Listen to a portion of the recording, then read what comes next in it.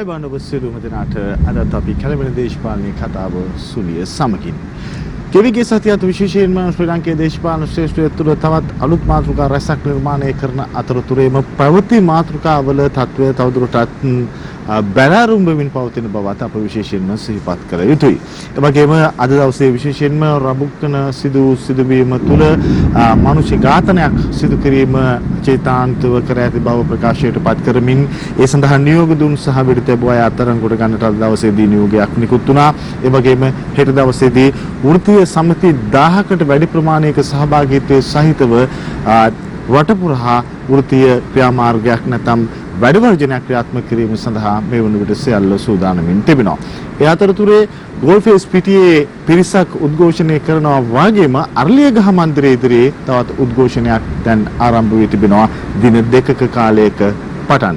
ඒ අතරතුර අග්‍රාමාත්‍යවරයාගේ ඉල්ලා අස්වීමක් පිළිබඳ ඊයේ දවසේදී කිසියම් ආකාරයක ප්‍රවෘත්තියක් පැතර යන අතරතුරේම ඊයේ සන්ධ්‍යාවේදී අග්‍රාමාත්‍යතුමන් ප්‍රකාශයට පත් කළා තමන් ඉල්ලා අස් නොවන බව. අද දවසේදී අග්‍රාමාත්‍ය කාර්යාලය විශේෂයෙන්ම නිවේදනයක් මගින්ද ඒ බව සනාථ කොට තිබුණා. මේ සියල්ල අතරේ නැවුම් ඒ වගේම පවතින දේශපාලන තත්ත්වයන්හි වෙනස්කම් සමග ප්‍රවෘත්තීන් රසක් නිර්මාණය වෙමින් තිබෙනවා. ඒ පවතින දේශපාලන තත්ත්වය පිළිබඳවයි අදත් අප කතා කරන්නට බලාපොරොත්තු වන්නේ. මේ කැලණි දේශපාලනයේ කතාව සුලිය.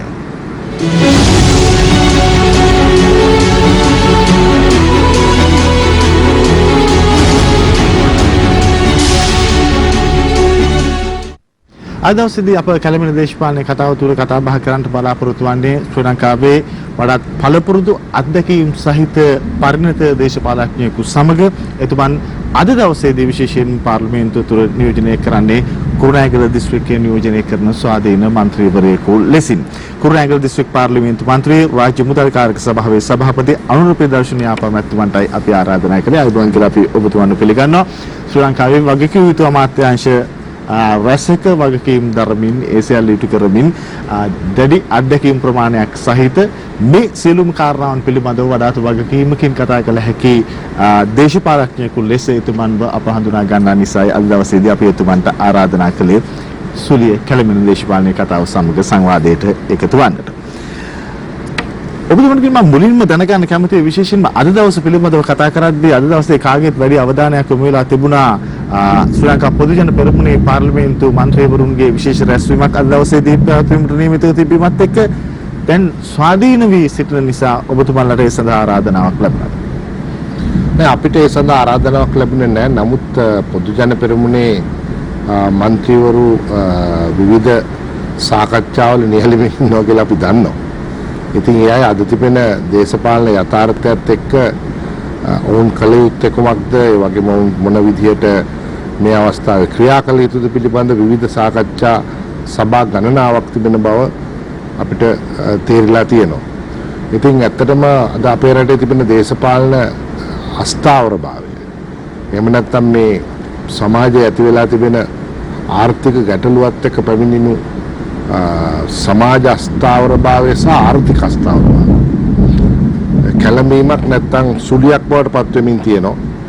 ඉතින් ඒක විසඳීම සඳහා විවිධ යෝජනා ක්‍රම දැනට පැමිණලා තියෙනවා. අපිත් යෝජනා කරලා තියෙනවා යෝජනා ගණනාවක්. සිවිල් සමාජයත් යෝජනා කරලා තියෙනවා. සමහරව ඒක අන්තයකට ගිහිල්ලා කතා කරලා තියෙනවා. අපි අන්තයටම නොගිහින් මැදකට ඇවිල්ලා මේ කොහොමද අපි බේරන්නේ කියලා කතා කරලා තියෙනවා. මොකද මේක ලංකාවේ කිසිම දවසක නුණු දැවැන්ත ආර්ථික කැළඹීමක තමයි අපි දැන් ඉන්නේ. ලංකාවේ කිසිම වෙලාවක නිදහසේ පසු අපි මෙවැනි තත්ත්වයක් දැකලා නැහැ. අඩු ගානේ ලංකාවේ යුද්ධ සමයේදීවත් අපිට මේ වගේ ප්‍රශ්නකට අපිට මුහුණ දෙන්න බැරි වෙලා තියෙනවා. ඒ නිසා ඒක මම පැහැදිලි කරන්න ක්‍රමානුකූලව එවැනි තත්ත්වයකට මුහුණ දෙන්නේ කොහොමද කියන එක අද හැමෝම සාකච්ඡා කරන ප්‍රශ්නයක් බවට පත් වෙලා තියෙනවා. පාර්ලිමේන්තු පමණක් නෙවෙයි මහපාර දක්වා මේක දිවෙනවා. ඒ වගේම සෑම ගෙදරක්ම යම් ආකාරයක විශාල අවිනිශ්චිතභාවයක රැඳිලා ඉන්නවා. ජීවන වියදම බර, ඒ වගේම ඉන්ධන පිළිබඳව තියෙන ප්‍රශ්නය, විදුලි අර්බුදය, මේ ඔක්කොම පිටිපස්සේ තියෙන විශාල බරක මං හිතන්නේ මේ මුළු ජනයම පෙළලා ඉන්නවා. ඒක තමයි සමාජ අර්බුදයක් සහ දේශපාලන අර්බුදයක් බවට පත් වෙලා තියෙන්නේ. අපි විශේෂයෙන්ම මේ අර්බුදය සහ මේ නිර්මාණය වීම සහ ඒ පසුබිම ඒ සඳහා ඔබ යෝජනා කරන යෝජනාවන් පිළිබඳව අපි කතා බහ කරන්න ඕනේ. ඒ දේශපාලන කාරණාවන් වලට ඉස්සෙල්ලාම මම පුංචි කාරණාවක් ඔබතුමන්ගෙන් පැහැදිලි කරගන්න කැමතියි. දැන් ඔබතුමන් රාජ්‍ය මුදල් කාරක සභාවේ සභාපතිවරයා. ඇත්තටම මොකද්ද මේ මුදල් කාරක සභාව කියලා කියන්නේ? ඒකේ මොකද්ද? මුදල් කාරක සභාව ඉතාම මෑතකදී තමයි නිර්මාණය වුණේ. මීට කලින් තිබුණේ රාජ්‍ය ගිණුම් කාරක සභාව, ඒ වගේම කෝපා කාරක සභාව,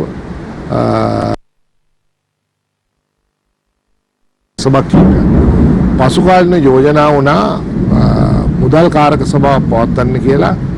මොකද විශේෂයෙන්ම ලංකාවේ අයවැය පිළිබඳ සාකච්ඡා කරනකොට යම් යම් රජයන් විවිධ යෝජනා කරලා තියෙනවා. කියන පැතිවරණ වේදිකාවේ ඒගොල්ලන්ගේ ප්‍රතිපත්ති ඉදිරිපත් කරලා තියෙනවා.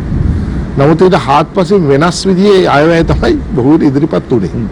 ඉතින් මේ නිසා මේක ඇත්තටම විපක්ෂ මන්ත්‍රීවරුන්ට යෝජනා වෙලා තිබුණේ. ඒ වෙලාවේ රජය තීන්දුව කරලා රජයේ මන්ත්‍රීවරයෙක් හැටියට අපිට ඒක බාර දුන්නා. මේකේ අරමුණ වෙලා තියෙන්නේ අපි අයවැයක් ඉදිරිපත් කරනකොට ඒ අයවැය ප්‍රතිපත්ති සමග ගැළපෙනවද කියලා අපි වාර්තාවක් පාර්ලිමේන්තුවේ ඉදිරිපත් කරා. ඒ වගේම පසු කාලීනව ලංකාවේ බදු අය කිරීම, බදු අඩු කිරීම, වැඩි කිරීම වගේ මුදල් කටයුතු වලදී කාරක සභාවේ සාකච්ඡා කරලා තමයි පාර්ලිමේන්තුවට ගෙනියන්න ඕනේ. ඉතින් ඒක තාම හුඟක් දුරට දියුණු වෙමින් පවතින කාරක සභාවක්. විශේෂයෙන්ම ලංකාවේ පාර්ලිමේන්තුවට බලයක් ලැබිලා තියෙනවා. අනුක්‍රම ව්‍යවස්ථාවෙන් රජයේ මුදල් පාලනය කිරීම එහෙම නැත්නම් කටයුතු කිරීම පාර්ලිමේන්තුවේ කාර්යයක් කියලා. දැන් උඟ දෙනෙක් අපිට චෝදනා කරනවා පාර්ලිමේන්තුව මෙතෙක් කල හරියාකාරව මුදල් පිළිබඳ තමන්ගේ කාර්යභාරය ඉටු කරුවේ නැහැ කියලා. ඒකට හේතුවක් තියෙනවා. විශේෂයෙන්ම ඔය අපේ රටේ දැන් 1978 ඉඳලා තියෙන්නේ විධායක ජනාධිපතිකම. උඟ දෙනෙක් මේක අමතක කළානේ. විධායක ජනාධිපතිකම යටතේ පාර්ලිමේන්තුව බොහෝ දුරට රබර් ස්ටෑම්පයක් එහෙම නැත්නම් තමයි වෙලා තියෙන්නේ. ඉතින් ඒ නිසා පාර්ලිමේන්තුවට වඩා විධායක ක්‍රමේ ක්‍රියාත්මක වෙන්නේ විධායක ජනාධිපතිවරයා සහ කැබිනට් මණ්ඩලය හරහා. එතකොට මුදල් ඇමතිවරයා යම් කිසි ආකාරයක වාර්තාවක් එහෙම නැත්නම් අයවැය යෝජනාවක් ඉදිරිපත් කරනවා නම් හැම විටම මේ මුදල් ඇමතිවරයාට පාර්ලිමේන්තුවේ බහුතරය තියෙනවා නම් ඒක අනුමත වෙනවා. දැන් ලෝකේ දියුණු රටවල් විශේෂයෙන් ඇමරිකාව වගේ රටවල් වල ජනාධිපතිවරයා අයවැය ලේඛන ඉදිරිපත් කරනකොට ඒකේ කොංග්‍රස් මණ්ඩලය මේ ගැන සාකච්ඡා කරලා ඒගොල්ලන් රිජෙක්ට් අනුමත නොකර ඉන්න පුළුවන්. දැන් ඔය කාරණාව ඔබතුමාට ඉදිරියට අරන් යන්න මම මේ ප්‍රශ්නේ තහන්නේ දැන්. එහෙම බැලුවට පස්සේ මේ අපි ඇත්තටම විධායක ජනාධිපති ක්‍රමයක් තියාගෙන පාර්ලිමේන්තුව නඩත්තු කරමින් ඒක ඇතුලේ විශේෂයෙන් අලුත් අනපනත් ගෙනල්ලා අපි දැන් ඔබ කතා කරපු අයවැය යෝජනාවම ගමු. දවස් ගානක් තර්ක කරමින් කරන්නේ බොරුවක්.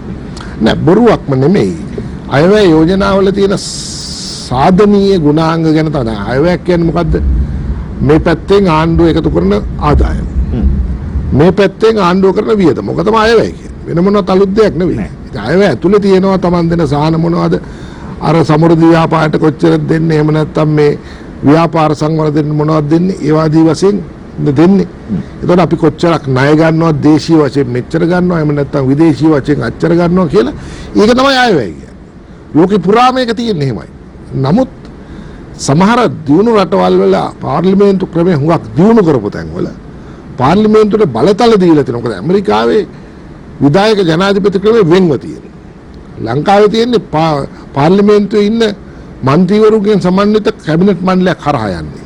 අරක වෙන්ව තියෙන නිසා ඒ කොංග්‍රස් මණ්ඩලයට ඉඩකඩ තියෙනවා. වෙනම කමිටු වහලා ඒ මුළු අයවැයම නැවත ඛණ්ඩනය කළා. ඒ අයවැය තියෙන කොටස් පිළිබඳ තෝරා ගැනීම නොරා නොගැනීම පිළිබඳ සාකච්ඡා කරා. ලංකාවේ ඒකට ඉඩක් නැහැ. ඒකට ඉඩක් තිබුණා වුණත් ලංකාවේ තියෙන පක්ෂ ක්‍රමයක් එක්ක ඒක අසීරු කාර්යයක්. හැබැයි අත්ත වශයෙන්ම ලංකාවේම අවස්ථා වෙලා තියෙනවා. අපි සමහර ඇමතිවරුන්ගේ මගේ පාර්ලිමේන්තු කාලය තුල අපි සමහර ඇමතිවරුන්ගේ වැය ශීර්ෂ ඡන්ද නොදී ඉඳලා තියෙනවා. මට මතකයි එක් කාලෙක ඇමතිවරු දෙන්නෙක් එස්.පී. දිසානායක ඇමතුමාගේ අයවැය යෝජනා වලටත් අමාත්‍යාංශ වැය යෝජනා වලටත් සෞම්‍යමූර්ති තොන්නමන් ඇමතුමාගේ යෝජනාවට අපි විරුද්ධව ඡන්ද දුන්නා. වෙලා තියෙනවා ලංකාවේ. නමුත් ඒක බහුලව සිදු වෙන්නේ නැහැ. මොකද ජයග්‍රහණය කරව පක්ෂයේ බහුතරය විසින් සෑම විටම තමන්ගේ පක්ෂය ඉදිරිපත් කරන අයවැය ලේඛනයකට එකඟ වෙනවා. තේරුණාද? විරුද්ධ පක්ෂය හැම විටම විරුද්ධ වෙනවා. ඉතින් අපේ අර කාරක සභා ක්‍රම දියුණු නැති නිසා අර ඔබ කියන තැනට අපිට යන්න විදියක් නැහැ. සමහරලාට අපි ඉදිරිපත් කරන අයවැය වල අභව්‍යතාවයන් තියෙනවා. ඒ කියන්නේ ආදායම් මෙච්චරයි වියදම් මෙච්චරයි කියලා සමහරට ඒ ආදායම එන්නේ නැහැ. ඉතින් මුදල් කාරක සභාවකින් කරලා තියෙන්නේ ඒ ලෙස වැරදි ලෙස තියෙනවා නම් යම් කිසි ආකාරයක ඒ යෝජනා ඒවා වැරදි කියලා පාර්ලිමේන්තුවට කියනවා. පාර්ලිමේන්තුවේ වාර්තාවකින් කිව්වට පස්සේ පාර්ලිමේන්තුවට පුළුවන් ඒක මොකද්ද ඒකට මේ විවාදයක් කරන්න. ඉතින් ඒ නිසා ලංකාවේ පාර්ලිමේන්තු ක්‍රමයේ ඇතුලේ කාරක සභා ක්‍රමේ හුඟක් දියුණු නැහැ. විශේෂයෙන් විධායක ජනාධිපති ක්‍රමයේ යටතේ ඒක හුඟක් දුරට අඩපඩ වෙලා තියෙනවා. ඒ නිසා පාර්ලිමේන්තුව ඇත්තටම වග කියන්න ඕන වුණත් මුදල් පිළිබඳව බොහෝ විට ඒ පිළිබඳව පාර්ලිමේන්තුව වගකීමෙන් බැහැර වෙනවා. මොකද වෙනම තැනක තමයි මේක සකස් වෙන්නේ. ඉතින් ඒ නිසා පාර්ලිමේන්තුවත් එක්තරා විදිහක මේ ක්‍රමයට හුදකලා වෙලා තියෙනවා. විධායක ජනාධිපති ක්‍රමයට හුදකලා වෙලා තියෙනවා. අපි අරගෙන තියෙන මිශ්‍ර ක්‍රමයක් නේ. ප්‍රංශ සහ ඇමරිකානු ක්‍රමයේ මිශ්‍ර ක්‍රමයක් කරන් තියෙන්නේ. මේ දෙකේම හොඳ කොටස් අපි අරගෙන නැහැ. මිශ්‍ර කරන්න ගියාම මේක හුඟක් අවුල් වීමක් වෙලා තියෙනවා. ඒ නිසා දශක ගණනාවක් තිස්සේ අපේ අයවැය සහ වියදම් සහ ආදායම් කළමනාකරණය පිළිබඳ අපිට විශාල ගැටලු තිබෙනවා. ඒක සාකච්ඡා කළ යුතු සහ වෙනස් යුතු දෙයක් හැටියට මම පිළිගන්නවා. දැන් විශේෂයෙන්ම බෙවර දැන් අවසානයේ ඉදිරිපත් වුණු අයවැය සහ මේ රජයේ ප්‍රතිපත්ති ප්‍රකාශය අතර ඔබලා ඒ කමිටුව ඇතුලේ හඳුනාගත්ත කිසියම් ආකාරයක පරස්පරයක් තිබුණා. පරස්පරයක් තිබුණා. ඒ පරස්පරයන් ගණනාවක් තිබුණා. ඒ පරස්පරයන් පිළිබඳ අපි වාර්තා ඉදිරිපත් කළා තියෙනවා. අද මේ වාර්තා මට ගේන්න බැරුණා ඔබතුමාගේ ප්‍රශ්නය හයි කියලා මම හිතුවේ නැහැ. කෙසේ වෙතත් අපි පරස්පර ගණනාවක් ගැන මේ පාර්ලිමේන්තුව දැනුවත් කළා තියෙනවා. ඒ කියන්නේ සමහර ලාට ප්‍රතිපත්ති ප්‍රකාශය තියෙනවා මෙන්න මේ ශේෂ්ත්‍ර වලට මෙච්චර වියදම් කරනවා කියලා. නමුත් අයවැය එහෙම කිව්වේ නැහැ. ඉතින් එවැනි අවස්ථාවල අපි අපේ විශේෂඥයන්ලා අපි වාර්තාව සකස් කළා. ඒගොල්ලන්ට අපි පාර්ලිමේන්තුවට කියලා තියෙනවා. ඕගොල්ලෝ ඉදිරිපත් කළා තියෙන අයවැය ප්‍රතිපත්තිත් එක්ක නොගැලපෙන තැන් මෙන්න මේවා තියෙනවා සහ මේවා ඉදිරිපත් කළා තියෙන සමහර ඒවා ක්‍රියාත්මක කිරීම සඳහා මුදල් හොයා ගැනීම අපහසු වෙනවා කියලා අපි කියලා තියෙනවා. එමේ ප්‍රතිඵල මොනවද ලැබුණාද? ඔව් ඒ පිළිබඳ ඒක ප්‍රතිඵල කියන අවසානයේ අපි කියපු දේ වුණා. ඒක තමයි ප්‍රතිඵල අපි කියපු. ඒ කියන්නේ පළවෙනි වතාවට පාර්ලිමේන්තුවට අයවැයක් ඉදිරිපත් කරපුවා අයවැය ඛණ්ඩනය කිරීමේ වගකීම අපිට දීලා තියෙනවා. අපිට තනියම කරන්න බෑ ඒක. අපි ඒ පිළිබඳ බාහිර විශේෂඥයින්ගේ සහාය ලබා ගන්නවා. ඒ සහාය ලබා ගැනීම හරහා අපිට පුළුවන් වෙලා තියෙනවා ප්‍රතිපත්ති ප්‍රකාශයක අඩංගු වෙන කරුණු සහ අයවැය ලේඛනය අතර තියෙන පරස්පරතාව වගේම ආණ්ඩුව බලාපොරොත්තු වෙන ආදායම් නොලැබීම සහ වියදම් වල තියෙන අසමානතාවයන් ගැන පාර්ලිමේන්තුවට කරුණු ඉදිරිපත් කරන්න. ඉතින් මේ වාර්තාව ඉදිරිපත් කරපුවාම ඕනෑම කෙනෙකුට ඒ පිළිබඳව සාකච්ඡා කරන්න පුළුවන්. ඒ නිසා අපි හුඟක් වෙලාවට ඉදිරිපත් කරලා තියෙන ධන හෝ ඍණ මොනවාද මේ වර්ධන වේගයන් බොහෝ දුරට අපි ඉදිරිපත් කරපු තත්වයට සමානව තිබිලා තියෙනවා. මේ සියලු ප්‍රශ්නවල එන්න උත්සාහ කරේ මෙන්න මේ තැනට. දැන් විශේෂයෙන්ම රාජ්‍ය මුදල් කාරක සභාව අයවැයත් එක්ක යද්දී මේ පිළිබඳ කිසියම් ආකාරයක අදහසකට ආවනම් මේ අපි අද මුහුණ දීලා තියෙන ආර්ථික අර්බුදය පිළිබඳ කිසියම් ආකාරයක ඉඟියක් ඔබතුමන්ට අපි ආර්ථික මම මේක බාරගත්තේ 19 පස්වෙනි 20 ඇත්තටම අපිට ඍණාගයක තිබුණේ. ඉතින් හැම වෙලාවෙම අපිට උත්පාදනයේ විශාල ප්‍රශ්නයක් තිබුණා. ඒ වගේම අපි බාර ගන්නකොට ලංකාවේ බදු ක්‍රමේ බදු විශාල වශයෙන් ඔබ දන්නවා අඩු කෙරුවක් කියලා මේ රජයේ බලයට පත් වුණු වහාම සාමාන්‍යයෙන් පුරෝකථන වෙලා තියෙන්නේ රුපියල් බිලියන 500ත් 600ත් අතර ප්‍රමාණයක් අවුරුද්දකට අපිට අහිමි වෙලා තියෙනවා බදු වලින්. ඒ අහිමි වීම අවසානයේදී සිද්ධ වුණේ ආණ්ඩුව මුදල් අච්චු ගහලා තමයි ඒ කාරණේ කරන්නේ. ඒ වගේම අපි පුරෝකථනය කෙරුවා ආණ්ඩුව බලාපොරොත්තු වෙන ආදායමින් නැහැ කියලා. අපි තුන් බිලියන 1700ක් අපි ආදායම වෙනවා කියලා හිතුවොත් අපි දැනගෙන හිටියා බිලියන 1000ට අඩුයි ආදායම එන්නේ කියලා. නමුත් මේ සියල්ලංගෙම අවසන් ප්‍රතිඵල අයවැය කියන්නේ වියදම් ලංකාවේ තියෙන විශාල වියදම් තොගයක්. අධ්‍යාපනයේ සෞඛ්‍ය ඒ වගේම සමෘද්ධි පෝරසානාධාර ඒවා වැඩිහිටි දීමනා පඩිනඩි මේ ඔක්කොම විශාල වියදම් තොගයක් තියෙනවා. වියදම් කවදාවත් අඩු කරන්න බෑ. එතකොට අපේ ආදායම් අඩු වුණාම මොකද කෙරුවේ?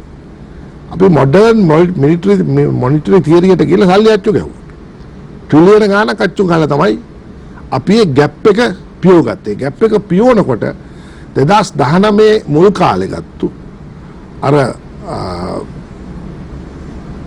බදු අඩුවීම විශාල වශයෙන් බලපෑවා. දැන් අවුරුද්දකට බිලියන 600ක් අඩු වෙනවා කියන්නේ අවුරුදු 3කට බිලියන 1800ක් නේ. එතකොට මේ ප්‍රමාණයම අච්චු ගැහුවා නම් ඒක ඇති වෙන ප්‍රශ්න කල්පනා කරන ඒක උද්දමනකාරී ප්‍රවේගයකට යමින් තියෙනවා. ඉතින් මේවා ගැන තමයි අපි විශේෂයෙන් මහ බැංකුව එක්කත් මුදල් අමාත්‍යාංශයත් දිගින් දිගටම අපි තර්ක කෙරුවේ. ඔබ ගන්නා වූ මේ ක්‍රියාමාර්ග වලින් අවසානයේ දැවැන්ත උද්දමනකාරී ස්වරූපයක් ඇති වෙනවා කියලා. ඉතින් ඒක ආද ඇත්තටම ඇති වෙලා තියෙනවා. ඉතින් මේ නිසා අපිට හිතෙනවා ලංකාවේ හුඟක් වෙලාවට මේ ප්‍රතිපත්ති සම්පාදකීන් විශේෂයෙන් මහ බැංකුව ඒ වගේම මුදල් අමාත්‍යාංශයේ ලේකම්වරු අතුළුවේ කණ්ඩායම් විශාල වශයෙන් වගකීමට බැඳෙනවා මෙවැනි තත්ත්වයක් නිර්මාණය වීම සම්බන්ධයෙන්. ඒ කියන්නේ ඒගොල්ලන්ට ගන්න තිබුණු උපාය මාර්ග ගණනාවක් මුලින් ගත්තා. අපි හිතමු 2019 අගභාගයේදී අපි IMF එකට ගියා නම් ඒතර අපි සතුව තිබුණා ඩොලර් බිලියන 7.9ක්. ඒව ගියා නම් අද අපිට හුඟක් වෙලාවට IMF සපෝට් එක මීට වඩා හොඳට ගන්න තිබුණා. ප්‍රශ්න අහන්න නැතුව. ඒ වගේම ඒ වෙලාවේ රුපියල් 203ට තිබුණු රුපියල යම් ප්‍රමාණයක් ක්‍රමානුකූලව පා කිරීමට යෙදුවා නම් සමහරවිට අපි ඩොලර් එක රුපියල් 270 වෙනකොට නවත්ත ගන්නත් තිබුණා කියලා තමයි ප්‍රෝකතනක. එහෙම නොකිරීම නිසා දැන් අපි මොනවත් කරන්නේ නැතුව ඉඳලා අර ටිකත් වියදම් කළා සල්ලිත් අච්චු ගහලා අන්තිමට IMF එකට යනකොට අපේ අතේ 7-5ක්වත් සල්ලි නැහැ. ඒ නිසා අපිට ප්‍රශ්න දෙකක් තිබුණා. එකක් තමයි ජාත්‍යන්තරව හම්බ වෙන මුදල් ප්‍රමාණය අපි ළඟ නැහැ. ණය ගෙවන්න ඕන කරන ඩොලර් ප්‍රමාණය අපි ළඟ නැහැ. ඒ වගේම බදු අඩු වීම නිසා රට ලැබෙන්න ඕන ආදායමත් අඩු. ඒ කියන්නේ තුන් පැත්තකින් අපි බැටකමින් ඉන්නවා. මේක තමයි ලංකාවේ ඇත්තම ආර්ථික අර්බුදය. ඒ අර්බුදයේ තවත් බොහෝ පැති ඔබතුමන්ට සාකච්ඡා කරමු. විශේෂයෙන්ම අපේ කලින් මතක් කළා වගේම වර්තමාන රජය තුළ සිටින අද ස්වාධීනව සිටියත් ගෙවිගේ කාලය වනතෙක් ඉන්න ජ්‍යෙෂ්ඨයෙකු හැටියට බොහෝ දේවල් පිළිබඳ අත්දැකීමත් එක්ක ලෙස ඒවා පිළිබඳ තවත් බොහෝ දේවල් අපිට කතා කරන්නට හැකියාව ලැබෙවි. ඊට පෙර අපි කෙටි විරාමයක් ලබා ගන්නවා. විරාමයෙන් අනතුරු අපි යලිත් වතාවක් එතුමන් සමග කතා බහ කරමු.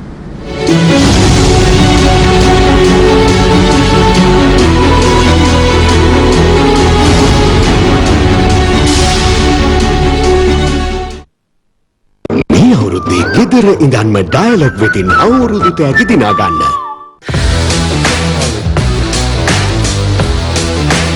මේ අවුරුද්දේ ගෙදර ඉඳන්ම ඩයලොග් වෙතින් අවුරුදු තෑගි දිනා ගන්න. රටේ ලෝකයේ සිදුවන දේශපාලන ආර්ථික සමාජීය ක්‍රීඩා සියලුම පුවත් ඔබේ ජංගම දුරකථනයට දැන් SNN සියත නිවුස් ඇලර්ට් සේවාවෙන් ඔබේ ජංගම දුරකථනය කුමන ජාලයකට අයත් වුවත් REG හිස්තනක් STBN ලෙස ටයිප් කර 77.3ට කෙටි පණිවිඩයක් යවා දැන්ම සියත නිවුස් ඇලර්ට් සේවාව සක්‍රිය කරගන්න. සියත නිවුස් සමට කලින් සත්‍ය හරියට. මන්දම් මේවර ලංකාවේ අපට දිරියක් වන අපේම මෙහෙයුම. මේ අභියෝගාත්මක කාලේ ලංකාවේ අපේම අය වෙනුවෙන් දිරියක් වෙන්නට ඩයලොග් සමග සර්වෝදය MS හෝල්ඩිංස් හේමා සහ CBL සමූහය යන ආයතන එක්ව ඉදිරියටම හැමදාමත් වගේ ලෙන්ගතුකමින් ආදරයෙන් එක්ව අපි ජීවිත ජයගමු. සුලිය කැලඹෙන දේශපාලනයේ කතාව ලබන බදාදා රාත්‍රී 10ට ජාතික නිදහස් පෙරමුණේ නායක විමල් වීරවංශ සමගින් සුලිය කැලඹෙන දේශපාලනයේ කතාව. සුන්දරව හිතන්න නම් අපි සුන්දර දේවල් දකින්න ඕනේ. සමහර ශාක තියෙනවා අපිටත් වඩා කල් ජීවත් වෙන්න. අපි ජීවත් වෙන්නේ තරගකාරී ජීවන රටාවක් තුළ. 1959 ඉඳන් තමයි අපි රසායනික පොහොර භාවිතයට හුරු වුණේ.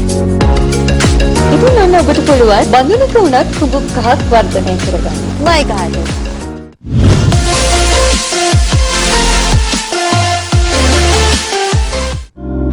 සුවපහසු අවදි වෙන්න. නවීනත්වයේ සමග රස බලන්න. අලංකාරවත්ව සංසුන් වන්න.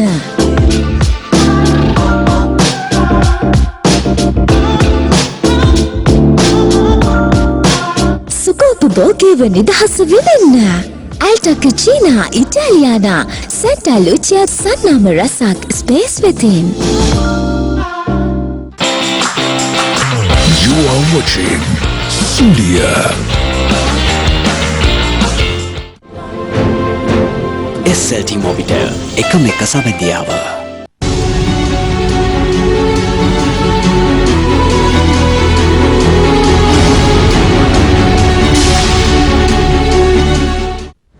යළිත් ඔබ කැලමන දේශපාලන කතා ඔසුලිය සමග දවසේදී අපි කතා බහ කරන්නේ කුරුණෑගල දිස්ත්‍රික් පාර්ලිමේන්තු මන්ත්‍රී රාජ්‍ය මුදල් කාර්යක සභාවේ සභාපති අනුර ප්‍රේදර්ශනී අපා මැතිතුමන් සමග අපි විරාමයට පෙර කතා කරමින් සිටි තුමන් මතු කරපු කාරණාව IMF එකට අපිට වේලාසන යන්න තිබ්බ කියන කාරණාව අපි දැක්කා විපක්ෂය විශේෂයෙන්ම දීර්ඝ කාලයක් තිස්සේ මතු කළ ඇයි IMF යන්නේ කියන කාරණාව ඇත්තටම මේ ආණ්ඩුව වේලාසන IMF කියන්නේ ඇත්ත වශයෙන්ම ඒක මටත් ප්‍රහේලිකාවක් තමයි. මොකද හේතුව සාමාන්‍යයෙන් IMF එකට යන්න කියලා යෝජනා කරන්න ඕනේ මහ බැංකුවනේ. ඔව්. මහ බැංකුව යෝජනා කරුවෙත් නැහැ. ඒවකට ජනාධිපතිතුමාගේ ලේකම්තුමා ආර්ථික විද්‍යාඥයන් පී.බී. ජයසුන්දර මැතිතුමා එතුමා යෝජනා කරුවෙත් නැහැ. ඒවකට මහ බැංකුවේ අධිපතිවරයා හිටිය W.D. ලක්ෂ්මන් මහාචාර්යතුමානේ ආර්ථික විද්‍යාව පිළිබඳ මහාචාර්ය ඌ යෝජනා කරුවෙත් නැහැ. එතකොට මුදල් අමාත්‍යාංශයේ ලේකම් හැටියට හිටපු ආටිකල මැතිතුමා යෝජනා කරුවෙත් නැහැ. රජය යෝජනා කරුවෙත් නැහැ. මේගොල්ලෝ ඔක්කොම ඍජුවම කිව්වා අපි IMF එකට යන්නේ නැහැ කියලා. ඒකට හේතුව හැටියට මට පේන්න තියෙන්නේ සමහර විට IMF එකට කියන්න බැරි සමහර දේවල් තිබුණාද කියලා මට සැකයක් තියෙනවා. අපිත් තව ඒක දන්නේ නැහැ. ලංකාවේ ඇත්තටම ගත්තොත් අපිට ණය වර්ග කීපයක් තියෙනවා. එකක් තමයි මේ ඒ කියන්නේ මේ මල්ටිලැටරල් ඒ කියන්නේ බහුපාර්ශවීය ණය IMF World Bank ADB IMF ඒවා තමයි ඒකට අයිති. ඊළඟට තියෙනවා මේ ද්විපාක්ෂික ණය කියලා જાතියක්. ඒ කියන්නේ රටවල් එක්ක එකතු වෙලා කරන ඒවා ඊළඟට ජපානයේ වගේ රටවල් එකක අපිට තියෙනවා පැරිස් ක්ලබ් කියලා එකක්. ඒකෙනුත් අපි ණය අරන් තියෙනවා. ඊළඟට තියෙනවා ඉන්දියාව සහ චීනය වෙන වෙනම තියෙනවා. ඒක පැරිස් ක්ලබ් එකට අයිති නැහැ. ඊළඟට අපි කොමර්ෂල් ලෝන්ස් අරන් තියෙනවා ISBs International Sovereign Bonds අරන් තියෙනවා. ඒකත් අපේ මුළු ණය ප්‍රමාණයෙන් 50% විතර. ඒතකොට අපි ණය ගන්න පුළුවන් හැම සීමාවකම අපි ණය අරන් තියෙනවා. එතකොට මේ ණය කළමනාකරණය කිරීම සඳහා අපිට ඉතාම හොඳ ක්‍රමවේදයක් තියෙන්න තිබුණා.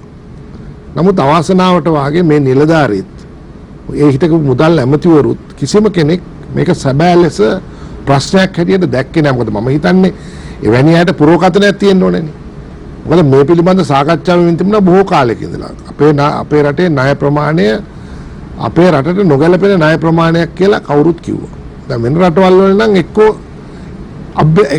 එක්ස්ටර්නල් ණය ජාත්‍යන්තර ණය විතරයි තියෙන්නේ.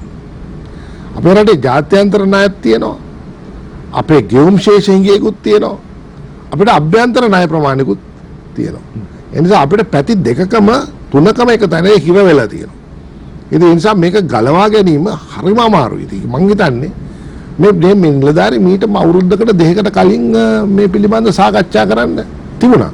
ඒ විතරක් නෙමෙයි ඔහු තව වැරද්දක් කළා තිබුණා. අපි IMF ලෝන් එකක් කරගෙන ඒකේ අවසාන කොටසේ අපි කළ යුතු කාරණා ගණනාවක් ගැන කියනකොට ඉබේම මේ ආණ්ඩුව ආපු ගමන් මේක නවත්තලා දැම්මා. ඒ නිලධාරීන්. එතකොට දැන් අපි IMF එකෙන් ණය ගන්නකොට අපිට හැමදාම කියනවා මෙච්චරක් තියෙන්න ඕන අපේ ණය සීමාව. මේ ආදි වශයෙන් කොන්දේ අපේ කොන්දේසි කවදාවත් අපි ක්‍රියාත්මක කළා නැහැ. දැන් අපිට මේ වගේ මේ නිලධාරීන් මත නිලධාරීන් මත පටවන්න බෑ. රජයත් ඒක වගකීම ගන්න ඕනේ. ඒ කියන්නේ අපි දීර්ඝ කාලයක් තිස්සේ මේ රටේ තිබෙන ණය ප්‍රමාණය කළමනාකරණය කිරීම සහ අභ්‍යන්තර ආර්ථික කළමනාකරණය ඉතාමත්ම දුර්වලයි. ඒක අවංකවම කියන්න ඕනේ. මොකද ඉතාමත්ම දුර්වල නිසා තමයි අපි මේකට වැටුනේ. එක පැත්තකින් අපි හැමදේම සබසාධනය ගැන විශ්වාසයක් තිබුණා. අනිත් පැත්තෙන් ණය අරගෙන අපිට කරන්න බැරි දේවලුත් කෙරුවා. දැන් උදාහරණයක් වශයෙන් කවුරු හරි ගත්තොත් ලංකාවේ විදුලි බලය මෙතරම් ප්‍රමාණයක් දීලා තියෙන්නේ.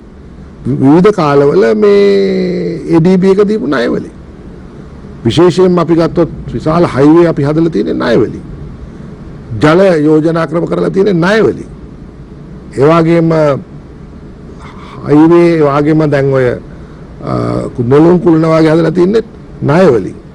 වරාය හදලා තින්නේ ණය වලින් හම්බන්තොට. ඉතින් ණය ගැනීම පිළිබඳ අපිට ණය ගත්තට පස්සේ රිටර්න් එකක් තියනවද නැද්ද කියලා ගැන අපි කවුරුත් මෙතෙක් කල් කතා කරලා නැහැ. ඒ නිසා අපි ඇත්තටම ඉන්නේ හරිම අසරණ තැනක. මේක නිකන් බොරුවට මම කියනව නෙවෙයි.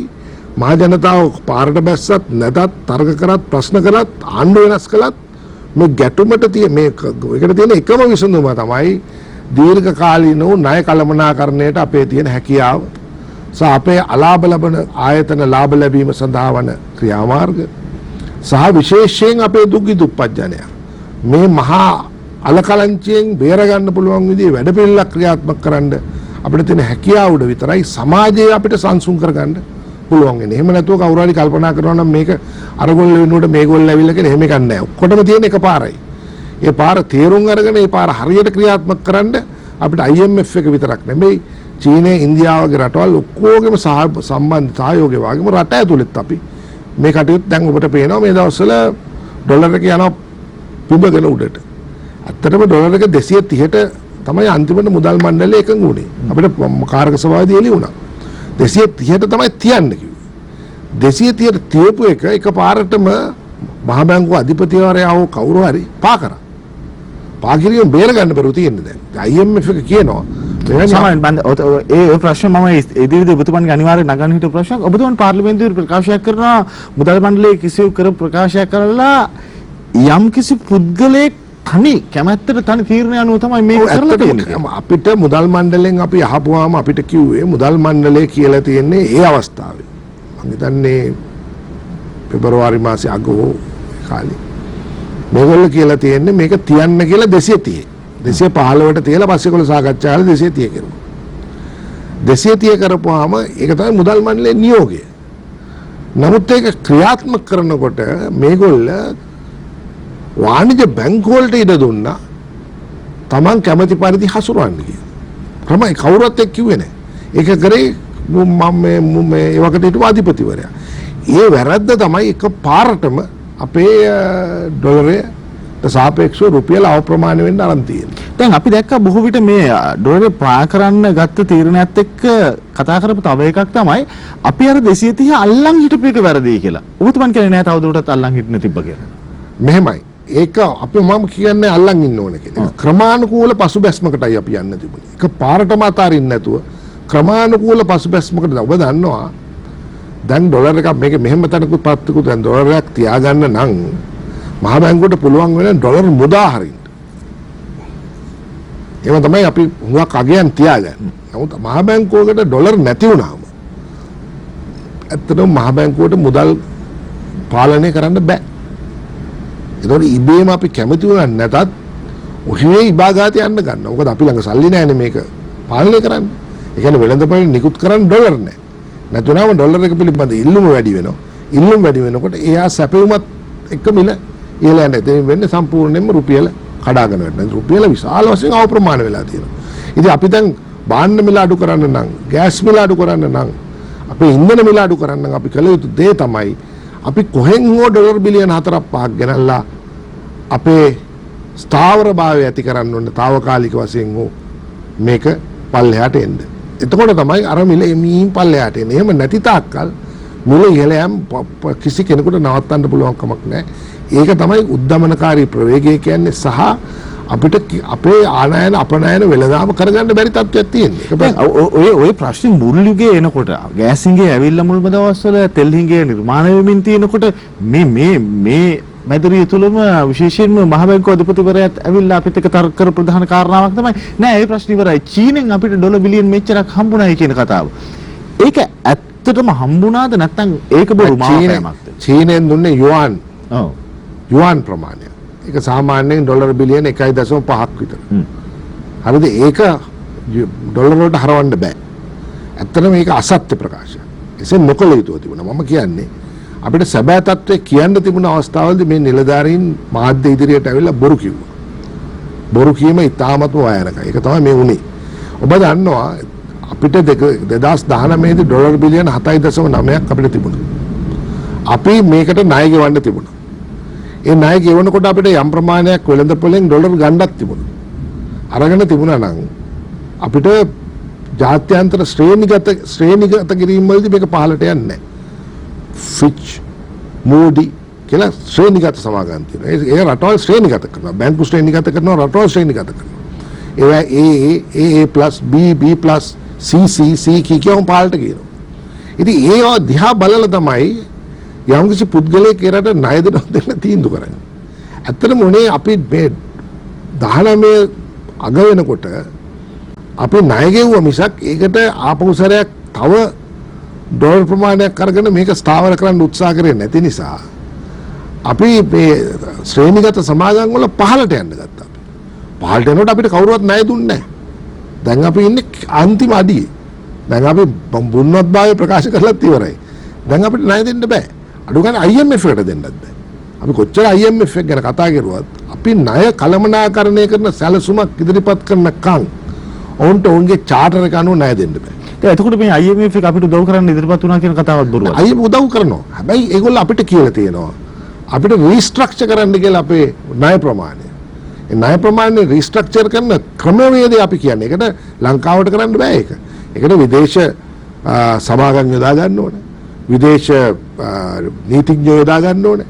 ඒකට ඒ කරලා තමයි අපි අනිවාර්යයෙන්ම මේ ණය කළමනාකරණය කරන්න වෙන්නේ. ඒ ණය කළමනාකරණය කරනකොට අන්න එතකොට ඒගොල්ලන්ට පුළුවන් අපිට උදව් කරන්න. එතකන් අපි අපේ යහළු මිත්‍රයින්ගෙන් කෙටි කාලීන ණය, දිගු කාලීන ණය වශයෙන් ලේකන ඉන්දියාව දැන් දෙන්නේ ඔය.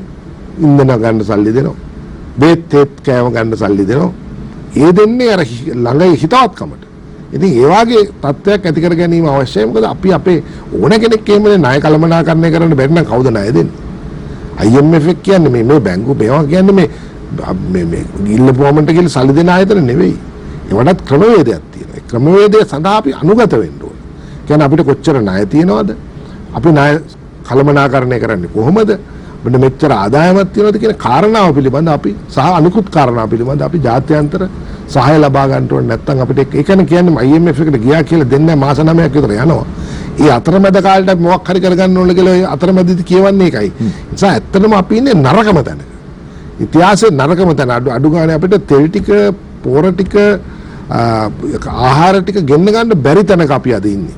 මේක තමයි අපි මේ ගැන සැලකිලිමත් වෙන්න. මට මතකයි 1973 දී ඔපෙක් රටවල් හැදිලා තෙල් මිලිහල දැම්මා. ඒකට අපිට තිබුණ නැහැ ඊට. එතකොට මට දැනගන්න ලැබිලා තියෙන හැටි ඒ වකට අග්‍රාමාත්‍යතුමිය සිරිමාව බණ්ඩාරනායක මැතිණිය ජනතාවට කිව්වා අපිට මෙච්චරයි තියෙන්නේ අපිට හරි අමාරුයි කියලා. කියලා යනවා ඔස්ටරිටි මෙෂර්ස්. එහෙම නැත්නම් සීමා කිරීම රටේ පනවන්න පටන් ගත්තා. එතකොට එදා දුන්නේ හාල් සේරු 2යි එක්කෙනෙකුට. සීනි රාත්තලයි මාසෙකට. ඒ වගේම පාන් ගෙඩියයි එකම පුද්ගලයෙකුට දවසකට. ඒ ආදී වශයෙන් ඔයේකුත් දේවල් කරන්න වුණා. ඒ කරලා තමයි අපි මේ සීමාවෙන් පැන්නේ. අද එහෙමනේ අපි විශාල ණය බරකින් යන් සංයුක්තයි. දේශීය ණය ගොඩක පැටලිලා ඉන්නවා.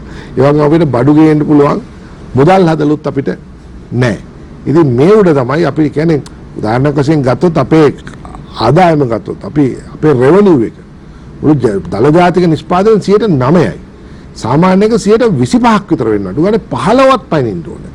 ඊළඟට අපේ වියදම ජලජාතික නිෂ්පාදනයෙන් 19%. එතකොට මේ ગેප් එක අරන් බලන්න ඔයා. දේශීය වශයෙන්. එතකොට මේක දේශීය අනිත් පැත්තෙන් විදේශීය වශයෙන් අපි ගෙනන දේවල් අපි ආහාර ගෙනන්නේ, ඖෂධ ගෙනන්නේ, අපිට අපේ කර්මාන්ත වලට අමුද්‍රව්‍ය ගෙනන්නේ, යන්ත්‍ර සූත්‍ර ගෙන්න ඕනේ, තෙල් බේත් ගෙන්න ඕනේ, පොර ගෙන්න ඕනේ, වාහන කොටස් ගෙන්න ඕනේ, අඳුන් බලඳුන් ගෙන්න ඕනේ. මේ නොයෙකුත් දේවල් ගෙන්න තියෙනවා. ඉතින් එතකොට ඒක කොහොමද කරන්නේ? ඉතින් ඒ නිසා එතන පැටලිලා අපි ඉන්නේ. ඒ නිසා අපි ඉන්නේ තාමත්ම නරක තැනක. මේක කළමනාකරණය කිරීමට මං හිතන්නේ තනි පක්ෂයකට බෑ කියලා අපි කියන්නේ. මම පොඩි අතුරු ප්‍රශ්නයක් අහන්න ඔබතුමාලා ඉස්සෙල්ලාම අතු කරපු කාරණාවත් එක්ක සිරිමාව මැතිණියගේ කාලවකවානුවත් එක්ක දැන් මේ දවස්වල මතුවෙච්ච ප්‍රධාන කාරණාවක් බවට පත් වෙලා තියෙනවානේ සිරිමාව ඒ අරන් ආපු පාරේ අපි ගියා නම් අද මේ අපි එන තැනට එන්නේ නැහැ කියලා ඔබතුමන් පෞද්ගලිකව මම ඒකට එකඟ වෙන්නේ නැහැ. ඇත්තට මේක සංවෘත ආර්ථික ක්‍රමය.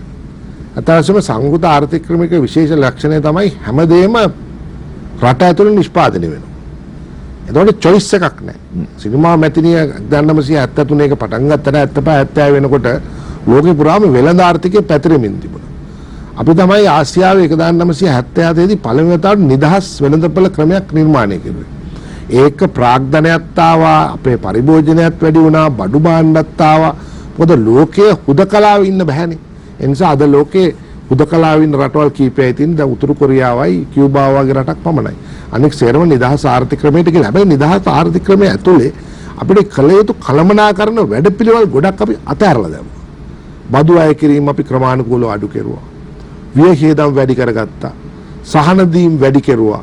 මේ ඔක්කොමටම උනේ අපි විශාල ණයකරුවන් බවට පත් වීම. ඒ වගේම අපි අනවශ්‍ය දේවල් වලට අපි ණය ගත්තා. ඒ වාගේ ප්‍රතිඵලයේම කල් ගියා. මේ ආදී සියලු කාරණා වලින් සිද්ධ වුණේ අපේ රටට මහා දැවැන්ත හානියක්. ඒ නිසා මම නම් මේ ආර්ථික ප්‍රතිපත්ති අද වුණත් මම කියන්නේ මේක විවෘත කළ යුතුයි කියලා. අපිට වහන්න බෑ. අපිට ආයෝජකයෝ ගේන්න වෙනවා. අපේ සමහර ආයතන නැවත ප්‍රතිව්‍යුහගත කරන්න වෙනවා. පාඩු ලබන ආයතන, රාජ්‍ය ආයතන පවා ඒ වගේම පෞද්ගලිකාංශය වැඩි සම්බන්ධ කරගන්න වෙනවා. අපේ තරුණ ජනගහනයේ පෞද්ගලිකාංශයේ සේවය කරන අංශ වලට අපි යොදවන්න ඕනේ. ඒ කරන්න විශාල ආර්ථික විනිවිද වෙන්න බව. ඒ කියන්නේ පුද්ගලයෙක් ලංකාවට ආවොත් ඒ පුද්ගලයා ආයෝජනය කරන්නේ මොකටනම් යම්කිසි දෙයකට නම් එයාට ඒ පහසුකම් සලස්සන්න ඕනේ. මගදී ගිහිල්ලා කීයක් හරි ඉල්ල ගන්න එක ඕ මේක කෙරුවොත් තමසි මට කීයක් හරි දෙන ඒව හරියන්නේ නැහැ. අපි බොහොම විනිවිද පෙන්න සුළු භාවයක් අපේ මුළු ව්‍යාපෘතියම ඇති කරන්න. එමනම් මේක වහනවට වඩා මේක අරින්න එකයි යහපත්. සහ ඒ වගේම අපි එක්තරා විදියක අපිට පුළුවන් තරම් අපි හරියට තැනකට එනකන් ආනයන සීමාවකට අපි ලක් වෙන්න ඕන සමහර දේවල් වල. ඒකට විතරයි අපිට පුළුවන් වෙන්නේ මේ මහා අර්බුදයෙන් ගැලවෙන්න. එහෙම නැතුව මේක මොනවත් නොකර, ඒ කියන්නේ තියෙන එක මොනවත්ම නොකර කරන්න කිව්වොත් දැන් මම නම් හිතන්නේ ලංකාවේ රාජ්‍ය ආයතන කීප අපි ශ්‍රී ලංකන් න්‍යායක මොනවද කරන්න කියලා අපි තව කතා කරලා නැහැ. ඒ වගේම තෙල් සංස්ථාව සහ විදුලි බල මණ්ඩලයට මොනවද කියන්නේ කියලා අපි කතා කරලා නැහැ. ඒවා ප්‍රතිසංවිධානය කරන ක්‍රම තියෙනවා. ඒ මගින් ඒවා ලාභදායී බවට පත් කරන්නත් ඕනේ, පහජනතාවට සේවයක් සපයන්න. දෙකම කරන්න එපා. ඒ දෙකම කරන්නේ කොහොමද කියලා අපි කල්පනා කරන්න. ඒ නිසා මේවා තනිකරම ආර්ථික ක්‍රියාමාර්ග සහ දේශපාලනික වශයෙන් පැහැදිලි කළ යුතු තැන්. ඒ පැහැදිලි කිරීමත් දේශපාලන වශයෙන් කරන්නත් ඕනේ, ආර්ථික උපාය මාර්ග වලට අපි යන්නත් ඕනේ. ඉතින් ඒ නිසා මම හිතන්නේ අපි දැන් ඉන්නේ බ්‍රිතාන්‍යයේ දෙවෙනි ලෝක යුද්ධයට මැදි වුණා සමාන තැනක. අර ප්‍රතිගතකරණය කියන වචනය ඇතුලෙන් පෞද්ගලිකකරණයට යයි. නෑ, පෞද්ගලිකකරණය කියලා දැන් අපි දන්නවා, ඔබ දන්නවා ශ්‍රී ලංකා ටෙලිකොම් ආයතනය අපි ඒ වෙලාවල් වල පෞද්ගලික රාජ්‍ය ව්‍යවසායයක් බවට පත් කෙරුවා. ඔබ පිළිගන්නවනේ ඒ කාලේ ටෙලිකොම් ආයතනයෙන් ටෙලිෆෝනයක් ගන්න කොච්චර අමාරු වුණාද කියලා. අද කවුරුත් එක කියනවාද? ඒ එක්කම සමහර සමාගම් ඇති වුණා. ඒ නිසා ටෙලිෆෝනය කියන එක ලෝකෙ තියෙන ඉතාම නවීන අංග උපාංග සියල්ලම දැන් අපිට පාවිච්චි කරන්න පුළුවන් විදිහට මේක. ඒ නිසා මම ඉන්නේ රාජ්‍ය පෞද්ගලික සම්බන්ධතාවය ඇති වෙන ප්‍රතිව්‍යුහගත කිරීමක. පෞද්ගලීකරණයක් නෙවෙයි. පෞද්ගලීකරණය කියන වචනේ ලංකාවේ මහා ලොකු මොකක්ද ඒකට කියන්නේ වරදක් බවට පත් වුණත් මම මේක එහෙම දකින්නේ. අපේ ඕනම රටකට විවිධ මොඩලයන් තියෙනවා. අපිට 100% පෞද්ගලීකරණය කරන්න පුළුවන්. 100% ප්‍රමාණයක කොටස් වෙළඳපොළට දාන්න පුළුවන්. 100% ප්‍රමාණයක් අපේ සේවකින්ට දෙන්න පුළුවන්. ප්‍රාග්ධනය ලබා ගන්න අපිට යම් ප්‍රමාණයක පෞද්ගලිකාංශය ජාතික හෝ ජාත්‍යන්තර ආයතන වලට දෙන්න පුළුවන්. එහෙනම් ඉන්දියාව කොහොමද දියුලවලා තියෙන්නේ? අද දැන් අපි ගත්තොත් අපේ MS වගේ ආයතන කොහොමද වැඩ කරන්නේ? ඒවා හුඟක් වෙලාවට ජාත්‍යන්තර ආයතනත් එක්ක සම්බන්ධ වෙලා කරන්නේ. ඒ නිසා ඒගොල්ලෝ වෙළඳාමකුත් කරනවා. දොළුත් ලංකාවට කියනවා විශාල ප්‍රමාණයක රස්සාව අපේලත් තියෙනවා. උන් ප්‍රීතියෙන් ඉන්නවා. ඒ නිසා මේක බය වෙන්න දෙයක් නෙවෙයි. මේක හුඟ දෙනෙක් රාජ්‍යාංශයේ තියාගෙන ඉන්න එක මහා ලොකු වීරකමක් හැටියට දාගෙන පුද්ගලිකව මම නම් ඒක කවදාවත් දකින්නේ. රාජ්‍යාංශයට හැමදේම කරන්න බෑ. හැබැයි දැන් විශේෂයෙන් පහුගිය ආණ්ඩුව පත් වෙනකොට ප්‍රතිපත්ති ප්‍රකාශය පවා බොහෝ දුරට තීව්‍ර රාජ්‍යාංශය තවදුරටත් පුරුදු කරනවා කියන කාරණා. ඒක අද කරන්න බෑනේ. ඒකයි මම කියන්නේ ප්‍රතිපත්තිය කියන එක ප්‍රතිපත්තිය සහ යථාර්ථය අතර මහ ලොකු පරතරයක් තියෙනවා. නවීන යුගයට ඕන කරන මෙවලං ගේන්න. ඒක ඇතුළේ බුදුගුණ විශ්වාස කරනවාද විශේෂයෙන්ම ඔබත් නියෝජනය කරපු ඒ රජය පත් වෙනකොට ඒ ප්‍රතිපත්ති ප්‍රකාශය ඇතුළේ ඒ ප්‍රතිපත්ති ප්‍රකාශයේ දැන් අපි හිතමු සමහර කරුණු පිළිබඳ මම කවදාවත් එකඟ වෙලා තිබුණේ නැහැ. මම අද එකඟ වෙන්නෙත් නැහැ. සමහරට අනිත් පක්ෂ කියන දේවල් වලට මම එකඟ වෙන්නෙත් නැහැ. මම ඉන්නේ වෙනම තැනක. මේ ආර්ථික කළමනාකරණය සඳහා නවීන කළමනාකරණ උපක්‍රම පාවිච්චි කළ යුතුයි කියලා මම ඉන්නේ. ඒකෙන් ජනතාවට යහපතක් වෙනවා නම් මොකද ප්‍රශ්නේ? ඒ ගැන අපි කතා කරන්නේ බයෙ ඉන්නවා මේ ගැන කියන්නේ. බයෙ ඉන්න නරකයි. අපි ඒ සේවක පන්තියත් එක්ක කතා කරලා දැන් එදා ටෙලිකොම් ආයතනයේ අපි පබ්ලික් ප්‍රයිවට් පාර්ට්නර්ෂිප් එකක් කරනකොට තිබුණාට වඩා හොඳ රැකියා සුරක්ෂිතභාවයක් වැටුපක් ඒකේ ඉන්න නිලධාරීන් ලබනවා. එදාට වඩා හොඳ සේවයක් ලබනවා. ඉතින් ඒ නිසා මේවා වෙනස් විදිහට හිතන්න බය වෙන්න නරකයි අපි.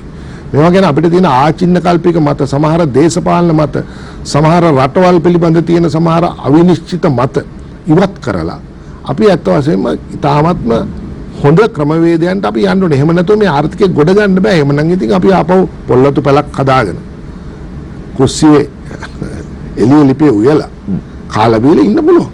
හැබැයි ඉතින් දැන් පහුගිය දේශපාලන ඉතිහාසයේ දිහා බැලුවට පස්සේ විවෘත ආර්ථිකය පිළිබඳව නැත්නම් විශේෂයෙන් නිදහස් ආර්ථික රටාව පිළිබඳව සහ මේ පෞද්ගලීකරණය කිසියම් ආකාරයක මට්ටමකින් වෙනකොට මේ සියල්ලට ප්‍රධාන වශයෙන් විරුද්ධ වෙච්ච බලවේගයනේ ඔහුතුමන් දීර්ඝකාලීන නියෝජනය නෑ අපි විරුද්ධුන්නේ නෑනේ. ඇත්තටම අපි 94 ආවට පස්සේ අපි සෑහෙන පමණ මේ ආර්ථික උපාය මාර්ගය අරගෙන ගියා. ඊට පස්සේ ආණ්ඩුත් එහෙම ගියත් ප්‍රතිපත්තිමේ වශයෙන් ඒගොල්ලෝ ඒ කාලේ කිව්වා ලංකාවේ මර්මස්ථාන රජය සතු වේ යුතුයි. විදුලිය, ජලය, ඒ වගේම ඛනිජ තෙල්, දුම්රිය, ලංගම ඒවා රජය සතු වේ යුතුයි කියලා කිව්වා. දැන් ලෝකේ වෙන රටවල් වල දැන් අපි ඉන්දියාව ගත්තොත් ඉන්දියාවේ රේල්වේ එක ඉන්දියාවේ තියෙන රටේ තියෙන රටේ ආණ්ඩුවේ ඉන්දියානු රේල්වේකට වෙනම අයවැයක් තියෙනවා. හැබැයි ඒක ලාභ ලබනවා. තේරුණාද? ඉතින් ඒ නිසා මේ කළමනාකරන විධි ක්‍රමේ රජයේ කළත් පුද්ගලිකාංශේ කළත් ඒගොල්ලෝ එකතු වෙලා කළත් මේකේ කළමනාකරන විධි ක්‍රමයේ ක්‍රමානුකූල නොවේනවා. තේරුම් ගන්න අපිට කවදාවත් කරන්න බෑ. මට මතකයි මම පෞද්ගලිකාංශයෙන් අරගත්තා කුරුණෑගල වැවිලි සමාගම. හෙක්ටයාර 5000ක් තිබුණා. මම ගන්නකොට ඒක 2004 හෝ 5 මම ගන්නකොට මේක අලාභයි රුපියල් මිලියන 35ක්. මිලියන 350. අපි ඒකට කළමනාකරන සැලැස්මක් හැදුවා. අපි අධ්‍යක්ෂක මණ්ඩලයට කිව්වා අපි CEO කෙනෙක් පත් කරුවා. අපි CEO ට කිව්වා ඔයා තමයි මේකේ ප්‍රතිපත්ති තීන්දුව ගන්න මේ එදිනදා තීන්දුව ගන්න ඕනේ. අධ්‍යක්ෂක මණ්ඩලයට එදිනදා තීන්දුව ගන්න එන්න බෑ. අධ්‍යක්ෂක මණ්ඩලෙ බෑ වත්තේ ඉන්න කවුරුවත් මාරු කරන්න. කවුරුවත් පත් කරන්න බෑ. අධ්‍යක්ෂක මණ්ඩලෙ ප්‍රතිපත්ති තීන්දුව ගන්න කියලා ක්‍රමයක් හැදුවා. ඒ ක්‍රමය අදටත් සාර්ථකයි. දැන් උනත් ඒ සමාගම රුපියල් මිලියන 400ක් විතර අවුරුද්දකට ලාභ ලබන ඒ වගේම අනිවාර්යයෙන්ම භාණ්ඩාගාරයට තමයි කොටස් මුදල දෙන සමාගමක් බවට පත් කරලා තියෙනවා. මම හැමදාම තර්ක කරමින් කිව්වා මේ සංස්ථා ක්‍රමේ වැරදි. ඒ කියන්නේ අපි සංස්ථාවලට දාන්නේ දේශපාලන වශයෙන් ආණ්ඩුවක් පත් වෙනකොට ඒ දේශපාලන පක්ෂේ කැමතියි. සමහරවිට මේ අය සමහරු මේ ජීවිතේට මේ වගේ දෙයක් පාලනය කළ තේ හිතලවත් නැහැ. ඒකට අන්තිමට කරන්නේ ඒගොල්ලෝ තමන්ගේ මිනිස්සු පුරව ගන්නවා, ආයතනේ කඩා වැටෙනවා, වෘත්තීය සමිති ඇති වෙනවා, වෘත්තීය සමිති රජයේ වෘත්තීය සමිති කියලා ඒවා යම් බලපෑම් කරනවා, උසස් වීම් ලබා ගන්නවා. අද මොකද වෙලා තියෙන්නේ? සේරම ඉවරයි. ඉතින් එහෙම කරන්න බෑ. වෘත්තීය සමිතියකටත් යන්න පුළුවන් සීමාවක් ඇතුළේ නවතින්න ඕනේ. කළමනාකරණයක් තමන්ගේ කළමනාකරණ කටයුතු කරන්න ඕනේ. ඒ නිසා රජයේ සතුද පෞද්ගලික අංශයේ සතුද කියලා මම තීන්දුව කරන්නේ නැහැ. මම කියන්නේ ඒවා නිසලස කළමනාකරණය විය යුතුයි. කරන්න පුළුවන්. මම විශේෂයෙන් මාධ්‍ය අමාත්‍යවරයා වශයෙන් වැඩ කරන කාලේ මගේ සියලුම ආයතන මම ලාභ කරලා තිබුණා. මට ගුවන්විදුලි සංස්ථාව පමණයි කරගන්න බැරි වුණේ. ඒක තිබුණු තත්ත්වයන් මත කරන්න බැරි වුණා.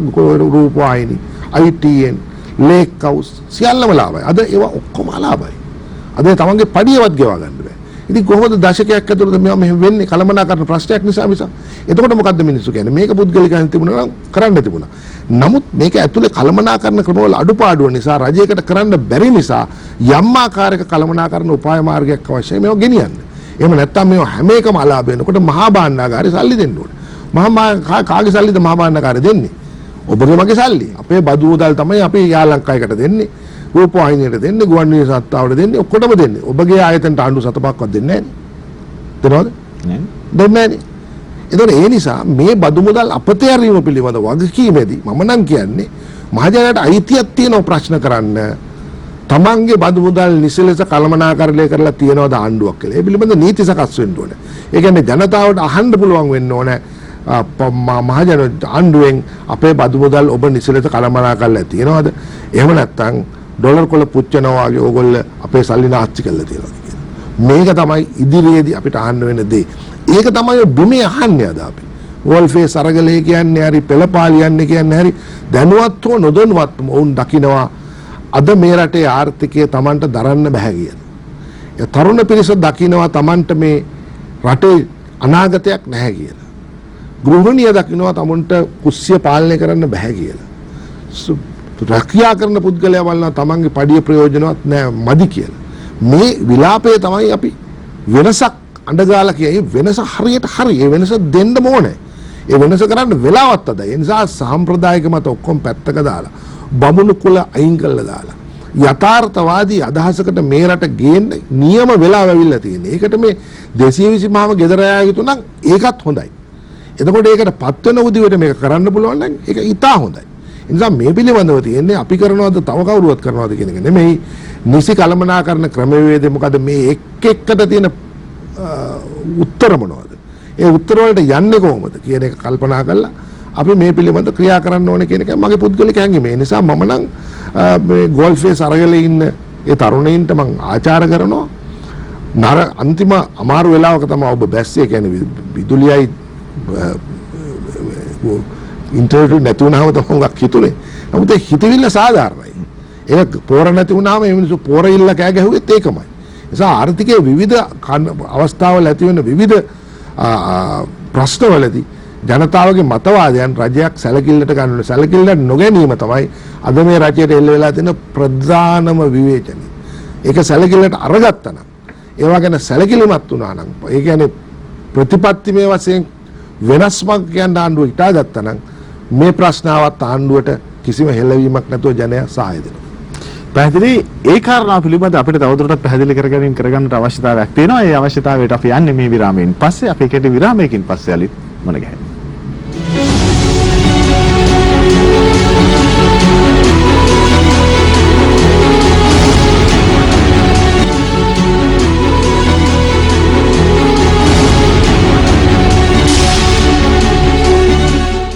ඔබයාලිත් කැලමන දේශපාලන කතාව සුලිය සමග දවසේදී අපි කතා කරමින් සිටින්නේ කුරුණෑගල දිස්ත්‍රික් පාර්ලිමේන්තු මන්ත්‍රී රාජ්‍ය මුදල් කාර්ක සභාවේ සභාපති අනුර ප්‍රියදර්ශන යාපා මැතිතුමන් සමග. දැන් විශේෂයෙන් මේ කතා බහ ඇතුලේ මතුවෙච්ච කාරණාවක් සහ මට හේතු යන කාරණාවක් තමයි මේ ආර්ථික අර්බුදය එන බව කිසියම් ආකාරයක අවබෝධයක් ඔබතුමන්ලට කලින් තිබිලා තියෙනවා. මේ ඩොලර් අර්බුදය එන බවට කිසියම් ආකාරයක ඉඟියක් සහ අවබෝධයක් ඔබතුමන්ලට තිබිලා තියෙනවා. ඔබතුමන් රජය ඇතුලේ ජේෂ්ඨයෙක්. ඇයි ඔබතුමන්ලට බැරුණේ කලින් මේක දැනුවත් කරලා ආණ්ඩුව හරි පාර ගෙනියන්න? නෑ මේක වෙලා තිබුණේ දැනුවත් කිරීම කෙසේ වෙතත් මේ පිළිබඳ පූර්ව තීන්දුව අරන් තිබුණානේ. ඒ කියන්නේ IMF යන්නේ නෑ. ඩොලර් එක පා කරන්නේ නෑ කියලා. දැන් මේක මම විතරක් නේ මම විතරක් නෙවෙයිනේ ඒ වකට හිටපු විශේෂඥයොත් මේක කතා කළා අපිට දැන් මුදල් මහ බැංකුවේ අධිපතිවරයා කියන්නේ මේ රටේ මුදල් අංශේ බාර කරනවා. ඔහු ඒක පිළිබඳ විශේෂඥ. ඒ විශේෂඥයන්ගේ තීන්දුව වල වෙනස්කම් පිළිබඳව අපි සැලකිලි දක්වන එක ඇත්ත. නමුත් ඔවුන් මේ තීන්දුව ගන්න ඕනේ. ඉතින් අපිට කර අපි හුඟක් වෙලාවට මම කියනවා අපි විතර නෙවෙයි විපක්ෂයේ අයත් විශාල වශයෙන් හඬ නැගුවා. මම නම් පාර්ලිමේන්තුවේ මං හඬ නැගලා නැහැ. නමුත් අනිත් තැන් වල මං කියලා තියෙනවා. විපක්ෂයේ විශේෂයෙන්ම මේ පාර්ලිමේන්තුවේ විශාල හඬක් නැගුවා මේ අවශ්‍ය අවස්ථාවල මේක කරන්න ඕනේ කියලා. නමුත් එතෙන්දී මං හිතන්නේ මහ බැංකුව අධිපතිවරයා ඇතුළු කණ්ඩායමේ ඍජු මතයක් තිබුණා IMF යන්නෙම නැහැ කියලා. ඉතින් ඒ නිසා ඕන් දැන හෝ නොදැන මේ මහා උගුල හිර කරලා තමයි ඕන් යන්නේ කියේ. හිර කරුවේ අපිව. ඕන් ගෙදර ගියා.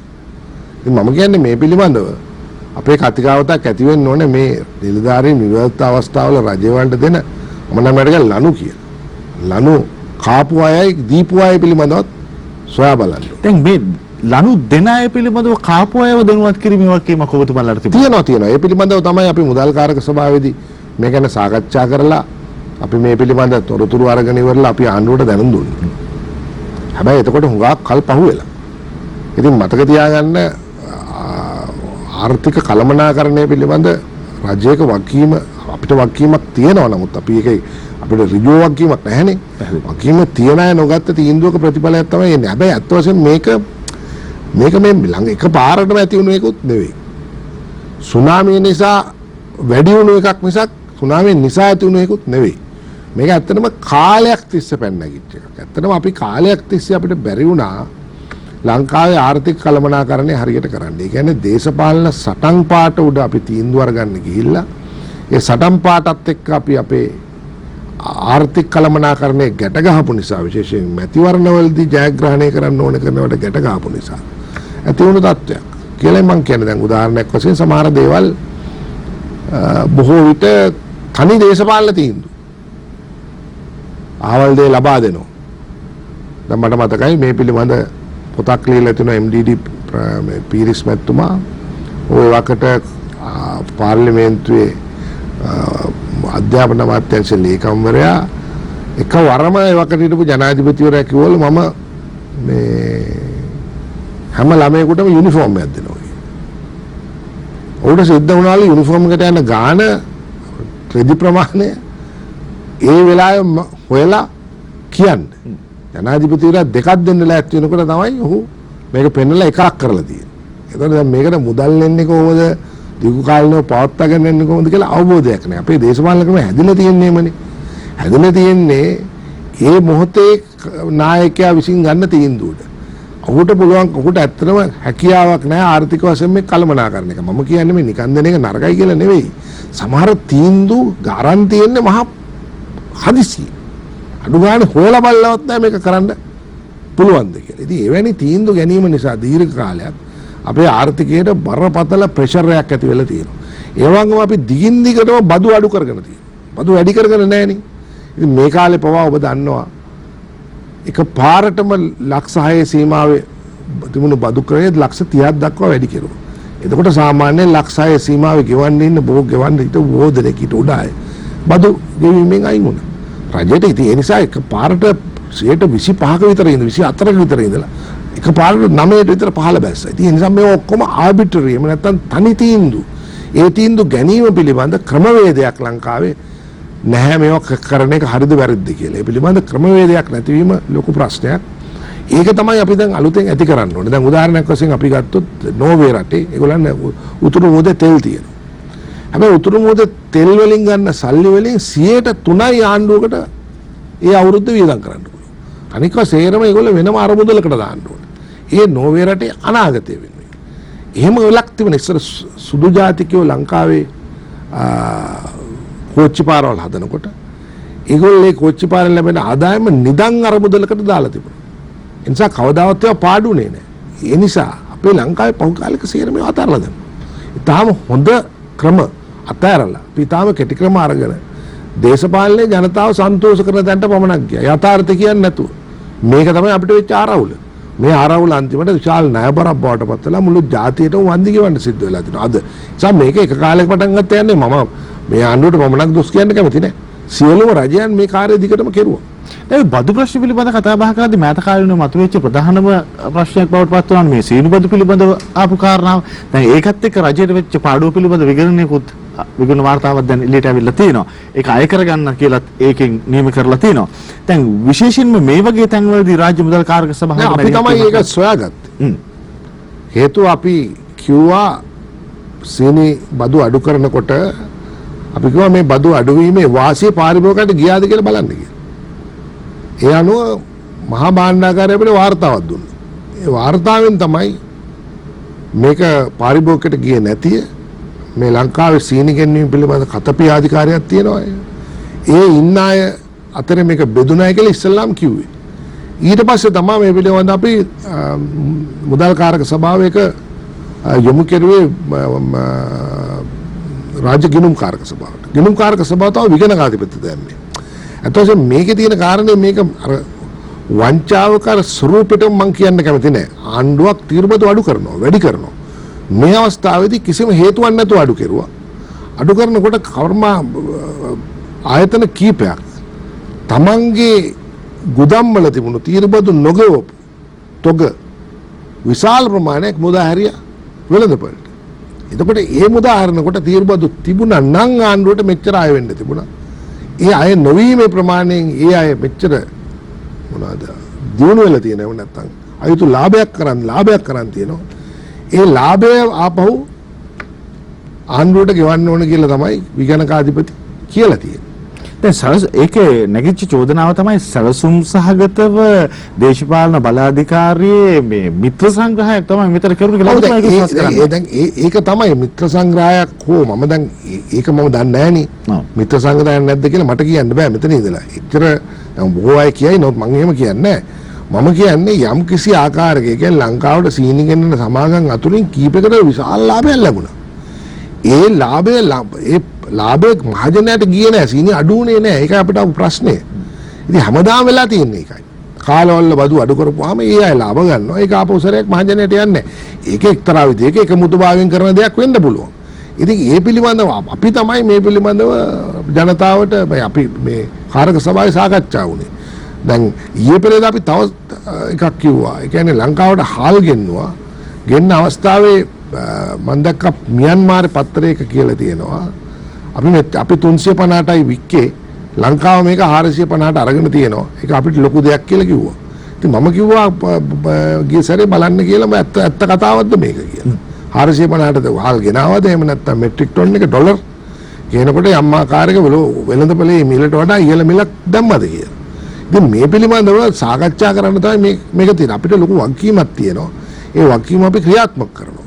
ඉතින් ඒ නිසා මේක තනි අතට කරන්න බෑ. සියලු දෙනා මේ මුළු රටේම ඉන්න සියලු නිලධාරීන් ඒ වගේම ටෙන්ඩර් මණ්ඩල ඉන්න අය ඊළඟට දේශපාලඥයෝ මුදල් අමාත්‍යාංශය ඇතුළු ඔක්කොම මේ නිවැරදි ලෙස මේව වෙනවද වෙළඳ අමාත්‍යාංශයම සොයා බලන්න ඕනේ. සොයා බලන්න පුළුවන්. ඉතින් ඒ නිසා මේ පිළිබඳව අපි පැහැදිලිව කියලා තියෙනවා ලංකාවේ මේ දේශපාලන ක්‍රමය ගැන විශාල සැක සංකා ඇති වෙලා තියෙන්නේ. මෙවැනි සමහරට නිලධාරී කරන වැරද්දකින්. සමහරට දේශපාලඥයෝ එකතු වෙලා කරන දෙයකින්. එතකොට ඉතින් අර සේරම මිනිස්සු නාමය විඳින්න ඕනේ. ඉතින් ඒකනේ. ඉතින් මේව මහ ජනතාවට පැහැදිලි කරන්න බැහැනේ. ඉතින් ඒ නිසා මේ පිළිබඳ විනිවිද පෙන්වසුළු භාවයක විශේෂයෙන් ඔය ටෙන්ඩර් මණ්ඩලවල ඇතිවන සමහර දේවල් ඇත්තටම දැන් වෙනස් ක්‍රම පාවිච්චි කරන්න ඕනේ. ඉතින් ලෝකේ දියුණු ක්‍රම තියෙනවා. අපි දන්නවා ලෝකේ තියෙන මේ මොහොතේ තියෙන ජාත්‍යන්තර මිල ලංකාවට ඊට වඩා වැඩියෙන් එනවා නම් ඒක පරීක්ෂා කරන්න ඕනේ. ඇයි එහෙම උනේ කියලා.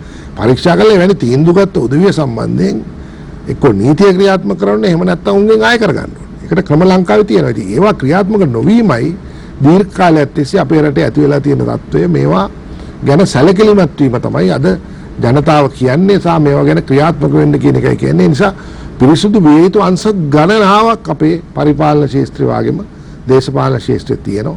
ඒවා එසේ විය යුතුයි කියලා මම පෞද්ගලිකව විශ්වාස කරනවා. දැන් පහුගිය කාලේ ඒ වගේම කිසි චෝදනාවක් තමයි රජයේ පැත්තට කොරෝනා අවධිය තුල එන්නත් ගේමේදී අනිත් රටවල් වලට වඩා වැඩි ගාණක් අපි ගෙවල එන්නත් තරම් තියනවා කියලා. ඒ පිළිබඳ කිසියම් අදහසක් අපිට ඇත්තට මේක ප්‍රශ්නේ අපිට ආවේ නැහැ තාම. එහෙම කතාවක් තියෙනවා. ඒ කතාව කොහොමද උනේ කියලා අපි ඇත්තටම සලකා හොයලා බලන්න ඕනේ. මේ පෞද්ගලික කාලේ අපිට ඒ කරන්න බැරි වුණා ඒ ටික. අපි දැන් එමු විශේෂයෙන්ම පවතින මේ දේශපාලන කාරණාවන් පිළිබඳ කතා කරද්දී ඒ පිළිබඳ කතා කරද්දී ප්‍රධානම කාරණාවක් තමයි දැන් ඔබතුමන් සහ කණ්ඩායමක් එක්වරම ස්වාධීනව කටයුතු කරන්න තීරණය කරන පාර්ලිමේන්තුව ඇතුලේ මේක කාලයක් තිස්සේ ආණ්ඩුවට කරපු බලපෑම් වලින් ප්‍රතිඵලයක් නැතිවීම එක ගත තීරණයක්ද එහෙමත් නැත්නම් රට තුල ආණ්ඩුවට ගොඩනගමින් තියෙන විරෝධයට විරුද්ධ වීමේ රැල්ල එක්ක ගිය ගමනක්. ඇත්ත වශයෙන්ම මේ පිළිබඳ අපි කාලයක් තිස්සේ කතා කරලා තියෙනවා. අපි කණ්ඩායමක් ඒ කියන්නේ අපි 10 දෙනෙක් කියමුකෝ. මේ 10 දෙනා කීප කාලයක් මීට මාස 7-8ක් අපි කතා කරුවා. අපිට තේරුණු දෙයක් තමයි රජය ගමන් කරන මාර්ගය වැරදි. ඒ වැරද්ද නිසා අපිට ඒ වැරද්ද කොටස්කාර වෙන්න බෑ. ඒ නිසා අපි එක පැත්තකින් අපි දැක්කා ගෝවියන්ගේ උද්ඝෝෂණය. අපි ඊට පස්සේ දැක්කා විවිධ තැන්වල එල්ලවන චෝදනා සමහර අයට. ඒ වගේම සමහර අයගේ ක්‍රියාකලාප පිළිබඳ ගැටලු. මේ පිළිබඳව අපි සාකච්ඡා කරමින් හිටියා. ඒත් අවශ්‍යම අපි බොහොම විනයගරුක උදවිය නිසා අපි මේ මාධ්‍යවල කතා කරේ නෑ ඒක. නමුත් අවසානයේදී අපිට තේරුණා මේක නිවැරදි කිරීම සඳහා අපි යම් ක්‍රියාමාර්ගයක් ගත යුතුයි කියලා. ඒ ක්‍රියාමාර්ගය තමයි අපි අරන් තියෙන්නේ. මොකද හේතුව අපි වග කියන්න ඕනේ, අපි අපිටත් වග කියා ගන්න ඕනේ. අපි ජනතාවටත් වග කියන්න ඕනේ. ඒ වගේම අපිට ඡන්ද දීපු ජනතාවට වග කියන්නත් ඕනේ. ඉතින් මේ කාරණා තුනම තමයි. ඒ නිසා අපිට එක්තරා විදිහක රතු එලියක් දල්වන්න ඕනේ වුණා රජයට ගමන් කරන මාර්ගය වැරදි කියලා. දැන් ඒක හොඳටම පේනවනේ.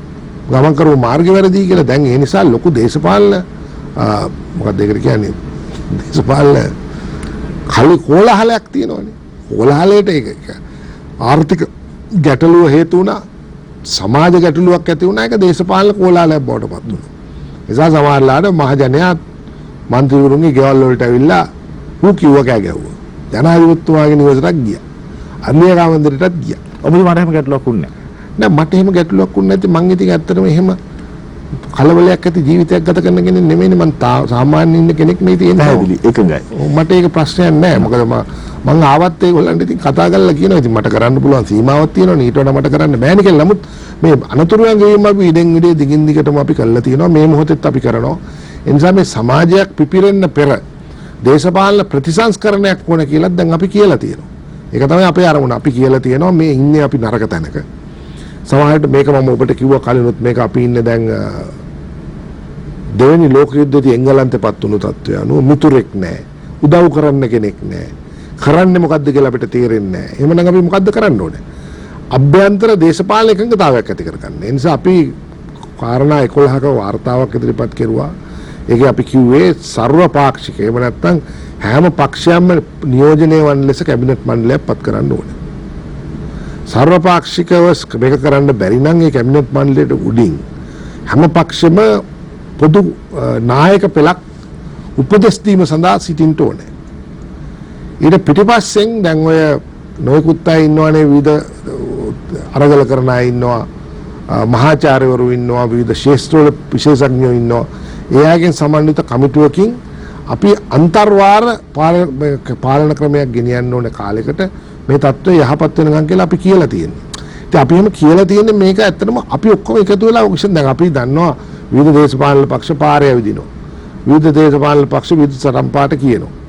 හැබැයි ඔබ දන්නවා මේ කාටවත් තනියම තීන්දුවක් ගන්න බෑ. ඕනනම් ඔබ දකින්න ඇති මේ ප්‍රශ්නේ අහුවොත් ඔබ ගන්න තීන්දුව මොකද්ද කියලා එක පක්ෂෙන් ඔබගේ සාකච්ඡාවල ඒ පක්ෂ වටේ යනවා මිසක් මැදට එන්නෙම නැහැ. කියලා මගදී මොනවා හරි කියලා යනවා. මං කියන්නේ ඒක නෙමෙයි. මේකට අපි උත්තරයක් හොයන්න ඕන නම් අපි හැමෝම එකට වාඩි වෙමු කියලා අපි කිව්වේ. ඒකට අපිට කැබිනට් මණ්ඩල වලට එන්න ඕනේ නැහැ. අපිට සහාය දෙනවා කියලා කියන්න ඕනෙත් නැහැ. හැබැයි අපිට පුළුවන් වෙනවා ජාතික වගකීම් ඉටු කිරීමේදී අපි සියලු දෙනාම එක තැනකට ඇවිල්ලා ඒකට උදව් කරන්න. ඒක තමයි අපි ඉදිරිපත් කරලා තියෙන්නේ. දැන් මේක ඉදිරිපත් පිළි අරන් තියෙනවා මහානායක ස්වාමීන් වහන්සේලා. මේක පිළි අරන් තියෙනවා කාදිනල්තුමා. මේක පිළි අරන් තියෙනවා සිවිල් සමාජයේ බොහෝ දෙනෙක්. ඒ වගේම අපි ඉල්ලලා හිටිනවා 19 වෙනි ආණ්ඩුක්‍රම ව්‍යවස්ථාවේ සාධනීය ලක්ෂණ නැවත සැරයක් ව්‍යවස්ථාවට ඇතුල් කරන්න කියලා. මේ පිළිබඳව අපි ජනාධිපතිතුමා එක්කත් කතා කළා. එතුමාත් එකඟ වෙලා තියෙනවා. එතුමා දැන් හෙටද කොහෙද සකුරාදා කැඳවල තියෙනවා ඒක සඳහා අවශ්‍ය කරන රාමුව නිර්මාණය කිරීමට පක්ෂ වලට ආරාධනා කරලා තියෙනවා. ඉතින් මේ ඔක්කොම වෙන්නේ මේ අරගලය නිසානේ. ඉතින් ඒක අපි තේරුම් ගන්න ඕනේ. තේරුම් අරගෙන ඒකට විසඳුම් ගන්න අපි ඔක්කොම ඉතින් හුඟක් වෙලාවට මට පේන්නේ එක් අයට දේශපාලන අදහස් තියෙනවා. සමහරට ඊළඟ මැතිවරණයෙන් දිනන්න පුළුවන් වෙයි. ඒ නිසා අපි මේකට යන්න ඕනේ නැහැ කියලා කල්පනා කරන්න පුළුවන්. මම කියන්නේ ඊට වඩා ජාතික වගකීම වැඩි කියලා. දැන් මේකට ඉදිරිපත් වෙන සමහර අයට ගන්න ඕන තීන්දුව නිසා සමහර අයට ජීවිතේට ආපහු පාර්ලිමේන්තුවෙ ඉන්න බැරි වෙයි. අපි ඒක කතා කරලා තියෙනවා. ඉතින් ඒක ප්‍රශ්නයක් නෙවෙයි. නමුත් අපි රට යම් තරමක ඔසවා තැබුවොත් අපි හැමෝගෙම ප්‍රජාතන්ත්‍රවාදයට ආරක්ෂා වෙයි. ජනතාවගේ සුරක්ෂිතභාවයට ආරක්ෂා වෙයි. ජනතාවගේ මැසවිල්ලත් නවතීවි. ඒ වගේම අපි ඉදිරි සමාජයේ ඉහළට ගෙන යන තරුණයින්ගේ ඉල්ලීමටත් අපිට උත්තරයක් හොයන්න පුළුවන් වෙයි. ඒ සඳහා සාමූහික අරගලයක් අවශ්‍යයි. පෞද්ගලික වශයෙන් අපි එකිනෙකාට මේක නියලුණා කියලා කාටවත් කරන්න බෑ. මොකද අපි පුරුදු වෙලා තියෙන්නේ මේ කරනවා නම් අරකට විරුද්ධ වෙන එකනේ. මං කියන්නේ ඊට එහා පැත්තට ගිහිල්ලා අපි ඔක්කොම එක රාමුවකට එකතු වෙලා කළ යුතු සියල්ලම යම් ආකාරයකට කරලා ඒක ජාතික ප්‍රතිපත්තියක් බවට පත් කරපුවම අනාගතයේ කිසිම දවසක මේ පිළිබඳ ප්‍රශ්නයක් අපිට එන්නේ නැහැ. ඉතින් ඒක අපි තේරුම් ගන්න බෑ. අපි විතරක් නෙවෙයි ලෝකෙ මේ වගේ තත්ත්වවල වැටලා තියෙන්නේ. ආජන්ටිනාව වැටුණා, බොලීවියාව වැටුණා, වෙනසීලියාව ගියාට ඒ කලාපේ ඉන්න වෙනසීලියාව ලැබුණා. ඊළඟට අප්‍රිකාවේ රටවල් ගණනාවක් ලැබුණා. ලෙබනනය මේ දවස්වල ඇట్లా තියෙනවා. ග්‍රීසිය වැටුණා. හැබැයි හැම රටක්ම මේක නැගිටින්න ජාත්‍යන්තර උදව් ගත්තා, අභ්‍යන්තර උදව් ගත්තා, රටේ මිනිස්සු වැඩ කර. ඔබ හිතනවාද මේ වෙලාවේ වැඩ නොකර සේවා වැරීමෙන් මේක කරන්න පුළුවන්? එතකොට වෙන්නේ තව මේක අවුල් වෙන්නේ. හැම සේවා පැයක්ම දැන් අවශ්‍යයි රටේ ආර්ථිකය වර්ධනය කරන්න. ඒ කාරණේ කෙරුවොත් තමයි. ඒ නිසා මේක සාමූහික වගකීමක්. මේක දේශපාලකින්ගේ වගකීමක් නෙවෙයි. ඕනනම් දේශපාලකින්ට දැන් කියනනේ යන්න කියලා. ඒගොල්ලෝ සමහරට යයි. ඊට ආයේ අරගත්තත් අර මනුස්සයටත් ඊළඟ කෙනාටත් මේ ප්‍රශ්නෙට මුහුණ දෙන්න ඕනේ. ඒ නිසා මේක එවැනි සාමූහික වගකීමක් දක්වා ඔසවා තමන්න අපිට තියෙන දේශපාලන දෘෂ්ටිය ගැනයි අද අපි කතා කරමින් ඉන්නේ. මේ පිළිබඳ සාකච්ඡාවට ගණනාවක් කළා තියෙනවා. අපි ලංකාවේ තියෙන සෑම පක්ෂයක් එක්කම අපි කතා කරලා තියෙනවා. එළියේ මොනවා කිව්වත් අපිට සෑහෙන සාධනීය උත්තරත් ලැබිලා තියෙනවා. ඒක ක්‍රියාත්මක වෙන ආකාරය පිළිබඳ ප්‍රශ්නයක් තියෙනවා. ඒ කියන්නේ එළියේ තිබෙන සාධක ඉල්ලීම් ක්‍රියාත්මක වෙන තුරු අපිට මේක කරන්න බෑ කියලා සමහරු කියනවා. සමහරු කියනවා මේක කරන්න පුළුවන් වෙන්නේ ජනතාව ඉදිරියට ගිහිල්ලා කියලා තියෙනවා.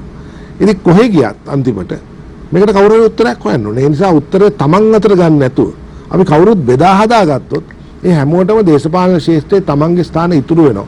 නොවසේ නම් මේ කාටවත් මේ දේශපාලන තමන්ගේ ස්ථාන ඉතුරු වෙන්නේ වෙනම කණ්ඩායමක් මේ සඳහා ක්‍රියාත්මක කිරීමට ඉදිරිපත් වෙලා ඒ ක්‍රියා කරන්න සිද්ධ වෙන බව විතරක් මට දේශපාලනයේ නියැලන කෙනෙක් හැටියට කාලයක් තිස්සේ මට කියන්න පුළුවන්. ඒක නම් මම මේ පක්ෂ වලටත් කියලා තියෙනවා. ඒ කාරණාවනේ 11 පිළිබඳ අපි විශේෂයෙන් ඔබතුමන්ගේ විග්‍රහ කරගත යුතුයි. ඊට ඉස්සෙල්ලා දැන් ඔබතුමන් මේ මත කරපු කාරණාවත් එක්ක අපිට මේකේ ඉදිරියට යන්න පුළුවන් වෙයි කියන බලාපොරොත්තුව ඔබතුමන් ඇති කරනවා. නමුත් දැන් විශේෂයෙන්ම අග්‍රාමාත්‍යතුමා ඉල්ලා අස්වෙයි, ඒ වගේම ජනාධිපතිතුමන් ඉල්ලා අස්වෙන්නට කිව්ව කියන කාරණාව පහුගිය දවස්වල කතා බහට ලක් වෙමින් තිබුණා. නමුත් දැන් අද දවසේදී අග්‍රාමාත්‍ය කාර්යාලයේ නිවේදනයක් නිකුත් වෙනවා.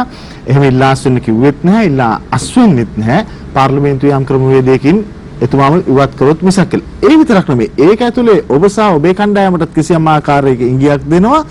ඊ දවසේදී පැවතුණු ඒ රැස්වීමකදී මතුවෙච්ච මතයක් හැටියට කිසිවෙකුට ශ්‍රී ලංකා පොදු ජන පෙරමුණෙන් විශේෂයෙන් වර්තමාන අග්‍රාමාත්‍යවරයාගේ ප්‍රතිරූපේ වාසියෙන් පාර්ලිමේන්තුවට ඇවිල්ලා එතුමන්ට විරුද්ධව හෝ ස්වාධීනව කටයුතු කරන්නට සදාචාරාත්මක අයිතියක් නැහැ කියලා. ඒ ලිපියේ සටහන් වෙන්නේ එහෙම. ඇත්තටම එහෙම සදාචාරාත්මක අයිතියක් තියෙනවද? ඒක ග්‍රාමීය මතයන්නේ. ඒක ග්‍රාම්‍ය මතයක්. දේශපාලනය කියන්නේ හැමතැනම එකතැන පල් වෙන එකක් නෙවෙයි. ඒක කාලයන රූප විවිධ හැඩතල ගන්න. අද හැඩතලේ මොකක්ද? ඡන්ද කාලේ තිබුණ හැඩතලේ නෙවෙයි. සම්පූර්ණ වෙනස් එකක්. ඒ නිසා ඒක මේකට ආරෝපණය කරන්න ඕනේ නැහැනේ. ආරෝපණය කරන්නත් බැහැනේ.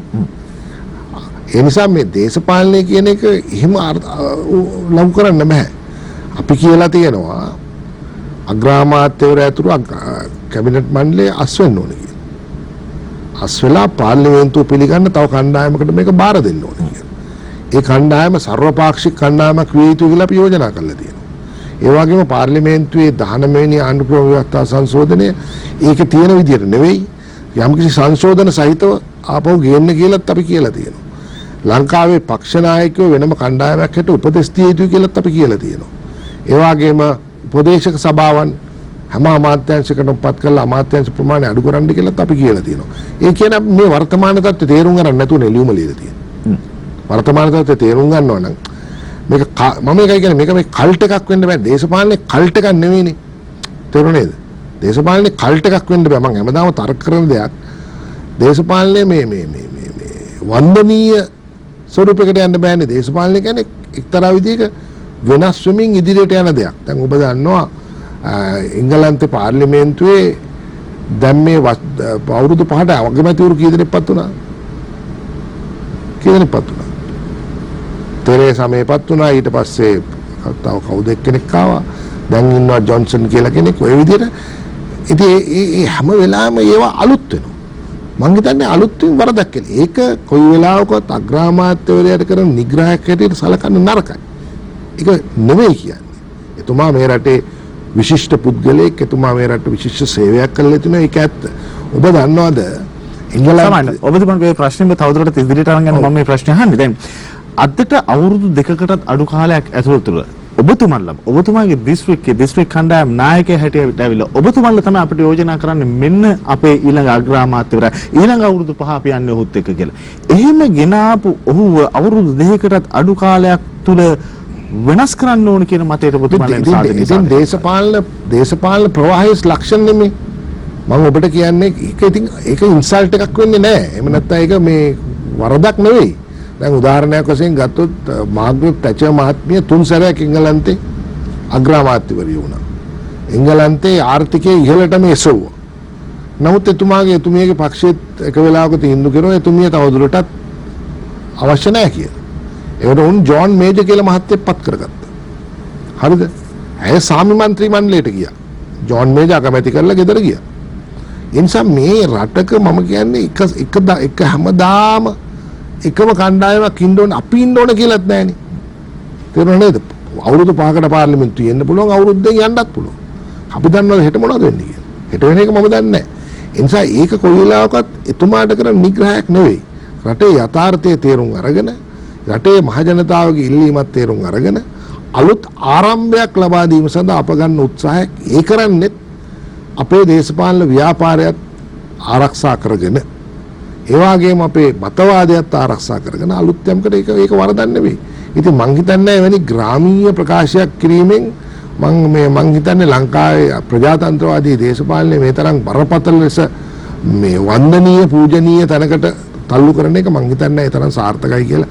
ඒක වර්තමානට ගැලපෙන්නේ නැහැ. මොකද අපි ඔක්කොටම යන්න වෙනවා. එක්කෙනෙකුට නෙවෙයි, සියල්ලන්ටම යන්න වෙනවා. එදා දවසට ඔය ප්‍රකාශ කර නිකුත් කරන අයටත් ගෙදර යන්න කවුරුත් ඉතුරු වෙන්නේ නැහැ. ඒ නිසා මේක මේ මහ ජනතාවගෙන මේ අපි ඉන්නේ කාගේ බලයේද? අපිට ඡන්ද දුන්නේ මහජනයා. මහජනයා තමයි තීන්දුව කරන්නේ අපි ඉන්නවද නැද්ද කියලා. මේ මහජනයාගේ මතේ මන් නියෝජනය නොකළොත් මගේ දිස්ත්‍රික්කේ මගේ අනිකුත් මහජනයාගේ අදහස් මම ගෙන නොගෙන ආවොත් මම මොකටදපත් කරන්නේ. ඒ නිසා මම බය නැතුව. ඒ නිසා මම කිව්වා. මම පාර්ලිමේන්තුවේත් කිව්වා. මේ රට අයිති වෙන්නේ එකම කණ්ඩායමකට නෙමෙයි කියලා. එකම අයට මේක පාලනය කරන්නත් බෑ කියලා. මම එයින් අදහස් කරුවේ මේ අය එලවන්න කියලා නෙමෙයි. නමුත් අනාගතේ රට ගෙනියන්න ඕන ප්‍රජාතන්ත්‍රවාදයට නම් ප්‍රජාතන්ත්‍රවාදයේ ඇතිවන සීමා, ප්‍රජාතන්ත්‍රවාදයේ ඇතිවන සමහර ප්‍රශ්න අපි තේරුම් ගන්න විදිහට අපි තේරුම් ගන්නයි. දැන් අපි කල්පනා කරන්න මේ අපි නිකන් මේ ළමයි නිකන් පිස්සුවටද ගෝල් ෆේස් එකේ තෙමීගෙන ඉන්නේ. පිස්සුවටද කොළඹට ඇවිල්ලා මහා අවුවේ වේලි යන්නේ. පිස්සුවටද මිනිස්සු අය තැන් වල ඉඳගෙන උද්ඝෝෂණය කරන්නේ. කවදාවත් නොගිය අය ලාම්පු පත්තු කරන් පාරයින් වල ඉන්නේ පිස්සුවටද? ඒක දේශපාලන ප්‍රශ්නයක් නෙමෙයිද? ඒකට උත්තරයක් හොයන එක අපේ යුතුයකම නෙමෙයිද? සමහරලාට ඒවට පක්ෂ වලට ඔබෙන් ගිහිල්ලා උත්තර හොයන්න වෙනවා. එදා දවසට ඒ උත්තරේ ගත යුතුයි. ඒක වරද්දක් හැටියට දකින්නේ කවුද? ඒ නිසා මම හිතනවා ඕනම දෙයක් කරනකොට මේ ජනතාවගේ ඡන්ද අයිතිය අපි අභියෝගයට ලක් කරන්න නරකයි. ඕන තරම් පක්ෂ දිනලා ඊට පස්සේ ඊළඟ සැරේ පෙරදිලා තියෙනවා. ලංකාවේ 1960 මාර්තු මැතිවරණේ දෙනෝ පක්ෂය නෙමෙයි ජුලයි මැතිවරණේ දිනුවා. හරිද? ඉතින් ඒ නිසා මේක මෙහෙම එකක් නෙවෙයි. මම ස්වීඩනේ මම ඡන්ද නිරීක්ෂණයේ ඉඳලා තියෙනවා. ඒ රටේ ඕනම කෙනෙකුට තැපැල් ඡන්දයක් දාන්න පුළුවන් සති දෙකකට කලින්. ඒ රටේ හරි අපූතු ක්‍රමයක් තියෙනවා. දැන් ඡන්ද පොලට ගිහිල්ලා ඡන්ද දවසේ තමන්ගේ තැපැල් ඡන්ද දාපු කෙනා වැරදි කියලා ඒක අරන් ඉරලා තව කෙනෙකුට දාන්නත් පුළුවන්. ඉතින් ඒ නිසා ලෝකේ ප්‍රජාතන්ත්‍රවාදය කියන්නේ මහා විශාල දෙයක්. ඒක පවුලකට අයිති දෙයක්වත්, මට අයිති දෙයක්වත්, ඔබට තනියම අයිති දෙයක්වත් නෙමෙයි. ඊට පුළුල් දෙයක්. ඒ පුළුල් පරාසය තේරුම් ගන්න අපේ දේශපාලන විචක්ෂණභාවය වැඩි වෙන්න ඕනේ. එතකොට තමයි අපි ඔය වගේ ගොන් ලියුම් ලියන්න නැතුව ඉන්නේ. සුතිමුතුන්ට අපි කෙටි විරාමයකට යමු. විරාමයෙන් අනතුරු විශේෂයෙන්ම එතුමන් සහ ඒ පාර්ශවයේ ඉදිරිපත් කරන යෝජනාව, ඒ යෝජනාවලියට දැනට මතුවලා තියෙන ගැටලු සහ ඉදිරියට අරන් යනවා නම් කුමක්ද විවෘතයේ කියන කාරණාව අපි අවසන් අධ්‍යයනය කතා බහ කරමු. අපි කෙටි විරාමයකට ගිහින්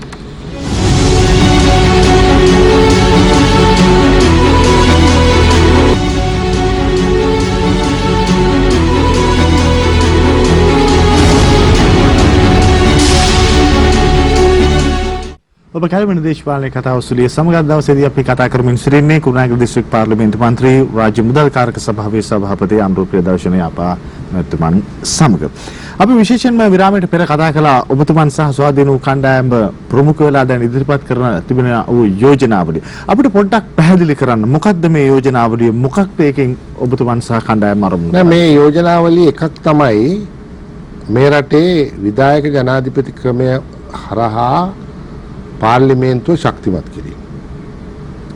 දෙවෙනි එක තමයි මෙතෙක් මේ අරගලයත් එක්ක ඇති වෙලා තියෙන මූලෝපායන් වලට අපි සවන් දීම. ඒ සඳහා අවශ්‍ය කරන ක්‍රමවේදයක් නිර්මාණය කිරීම. ඒ කියන්නේ අපි අපේ පාර්ලිමේන්තුව වග කියන්න ඕනේ මේ අලුත් අදහසක් ඉදිරිපත් වෙනකොට සමාජයෙන් ඒකට නරඹන්න. දැන් ওই විදිහටම තමයි බ්‍රිතාන්‍යයේ කාලේ ඔය විදිහටම ක්‍රියාත්මක නොවෙනකොට ඔලිවර් ක්‍රොම්වෙල් කියලා හාදෙක් ඇවිල්ලා පාර්ලිමේන්තුව පෙරලලා දැම්මා. කළා යා බලයක් අරන් ගියා. රජුරොත් එළෙව්වා. ඉතින් ඒ නිසා ලෝක ප්‍රංශ විප්ලවය ඇති වුණත් එහෙමයි. ඒ කියන්නේ මහ ජනතාවගේ අරගලයේ තේරුම් ගන්න නැති වුණාම රජුරු වර්සල්ස් මාර්ගාව වට කළා ප්‍රතිසංස්කරණ ඉල්ල රජුර අකමැති වුණාම වර්සල්ස් මාර්ගාව කියලා රජුරෝ තරගෙන රජුරෝ ගිලිටින් එකෙන් මරලා දැම්මා.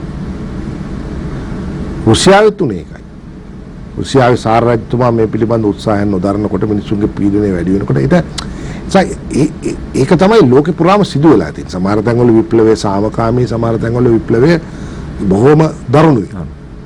ඉතින් අපි කියන්නේ මේ ජනතාවගේ දේවල් තේරුම් අපි හොඳම රටක් නෙවෙයිනේ. අපි 1970 තරුණ කැරැල්ලක් දැකපු අය, 88 89 විශාල කැරැල්ලක් දැකපු අය, අවුරුදු 35ක විතර බෙදුම් වාදයක් තිබුණු රටක්. ඒ නිසා අපේ රටේ හැම අවුරුදු 10කට තරම් මොකක් හරි දෙයක් වෙනවා. ඉතින් ඒක නිසා මේක එක පැත්තකින් ආර්ථිකමය ප්‍රශ්නයක් වෙන්න පුළුවන්. එහෙම නැත්නම් සමාජීය ප්‍රශ්නයක් වෙන්න පුළුවන්. එහෙම නැත්නම් දේශපාලන ප්‍රශ්නයක් වෙන්න පුළුවන්. අද මං හිතන්නේ මේ තුනම එකට ඇවිල්ලා තියෙනවා. එතකොට මේ තුනටම උත්තර හොයන්න ගන්න යම් ආකාරයක මේ කෙටි කාලීන වැඩක්. ඒ කියන්නේ මේ මහ කාලයක් නෙමෙයි, එක්තරා අවුරුද්දක් හෝ එකමාරක් හෝ කාලයක් මේ විදිහට අපි ඔක්කොම එකතු වෙලා මේ වෙනස්කම් ටික කරලා අපි මහමැතිවරණයකට යන්න ලෑස්ති වුණු කිව්වා. රටේ ජනතාවට තමන් කැමති ආණ්ඩුවක් තෝරගන්න. ඒක තමයි අපේ අදහස උනේ. ඒ ආණ්ඩුවට පුළුවන් ඔය ඒගොල්ලෝ බලාපොරොත්තු වෙන හුඟක් දේවල් කරන්න. සමහරු කැමති නම් ජනමරමක් ලැබුණොත් විධායක ජනාධිපතිතුමා අවශ්‍ය කරන්න. පාර්ලිමේන්තුවේ මැතිවරණ ක්‍රමය වෙනස් කරන්න. සහ දැනට තියෙන යම් ආකාරයක තව කළ යුතු වෙනස්කම් තියෙනවා නම් ඒක කරන්න. මේවා ගැන මම හිතන්නේ ලංකාවේ අදහස ඉදිරි පාර්ලිමේන්තුවක් කරන්න පුළුවන්. මේ පාර්ලිමේන්තුව ඇතුළේ පිට කරන්න පුළුවන් දේ තමයි අපි යෝජනා කරුවේ. එක පැත්තකින් අපිට 3න් 2ක් තියෙනවා. ඒ 3න් 2 පාවිච්චි කරලා අපිට පුළුවන් මේකේ සාධනීය වෙනස්කම් ප්‍රමාණයක් කරන්න. ඒක වෙනස්කම් කරනකොට ඒ වෙනස්කම් වලට භාජනය යුතු තැන් ගැනත් අපි කියලා තියෙනවා. ඉතින් අපේ අරමුණ වෙලා තියෙන්නේ මොකුත් නෙමෙයි. එළියෙන් ලැබෙන හඬට යම් කිසි ආකාරයක බලපාන විදියට වෙනස් කිරීමේ ක්‍රමයකට අපි ගොඩ වෙන්න තමයි අපි කටයුතු කළ දෙන්නේ. ඒ නිසා මේක එහෙම පිටින්ම ප්‍රජාතන්ත්‍රවාදය පිළිබඳ අලුත් කියවීමක් හැටියට බාර ගන්න අපි කැමතියි. අපේ රටේ ප්‍රජාතන්ත්‍රවාදයේ යම් ආකාරයක පාර්ලිමේන්තු ප්‍රජාතන්ත්‍රවාදය, විධායක ජනාධිපති ක්‍රමය සහ අපේ තියෙන කැබිනට් මණ්ඩල මේවා ගැන මිනිස්සුන්ගේ තියෙන යම් කිසි ආකාරයක අප්‍රසාදයක්. ඒගොල්ලෝ හිතනවා පාර්ලිමේන්තුව යල් පැනලා වැඩක් නැහැ. විධායක ජනාධිපති ක්‍රමයේ තේරුමක් නැහැ. නැත්තම් විධායක ජනාධිපතිවරයා හොඳ නැහැ. අගමැතිවරයා ප්‍රමුඛ කැබිනට් මණ්ඩලය හොඳ නැහැ. මේක තමයි මහජන මතයක් තියෙනවා. ඒකේ කොටස් ගණනාවක් තියෙනවා. ඒ මතය හැදිලා තින්නේ ඒ ඉහළ අධිකාරිය හැසිරීම නෙමෙයි. අධිකාරිය හැසිරීම වාගේම ආර්ථික ක්‍රමයේ දියුණුවක් ඇති නොකිරීම. හොඳට මතක තියාගන්න. ඕනම රට මම යහපාලන කාලෙත් තර්ක කෙරුවා ඔබ ආර්ථිකයේ ශක්තිමත් කරන වැඩ නොකරන තාක් කල් ආණ්ඩුවක් පවතින්නේ නැහැ කියලා. මම ඉස්සර හිතුවේ ආණ්ඩුවක් පවතින්නේ ආණ්ඩුව මැතිවරණේ යනවා කියලා. දැන් ඒක හුඟක් ඉස්සරහට ඇවිල්ලා. මැතිවරණට කලින් ආණ්ඩුවට යන්න කියනවා. ජනවරම දීලා අවුරුදු 2කින් යන්න කියනවා. අයියේ අසමර්ථකම්. මහජනයාට තේරෙනවා මේගොල්ල කවදාවත් මේක කරන්නේ නැහැ කියලා. ඔබ පැහැදිලි පිළිගන්නවා මේ ආණ්ඩුව අසමත් කියලා. අසමත් කියලා මම එදත් කිව්වා. අසමත් වෙන්නේ මහජනතාවගේ බලාපොරොත්තු තේරුම් ගන්න බැරි. දැන් ඔබ දන්නවා මෛත්‍රීපාල සිරිසේන මැතිතුමා ජනාධිපති කෙරුවේ එක්තරා විදිහකට යම්කිසි ආකාරයක වෙනසක් බලාගන්නේ. ඒකත් යම් තරමක් වුණා නමුත් බලාපොරොත්තු වුණ තරමට උනේ නැහැ. ඒ නිසා දේශපාලනයෙන් තොර දේශපාලනයෙන් පරිබාහිර කෙනෙක් ඕන කියලා තර්කයක් ආවා. සහ උගතුන්ට රට බාර දෙන්න ඕන කියලා. මේ ආවේ. ඒ අනුව ගෝඨාභය රාජපක්ෂ මැතිතුමා දේශපාලනය නොකරපු කෙනෙක් හැටියට ආවා. උගතුන්ට රට බාර දෙන්න කියලා හැම දිස්ත්‍රික් එකම උගතුන් කියලා වියත්මගේ කණ්ඩායම් අංක 1ට ආවා. නෑ කියන්න බෑනේ.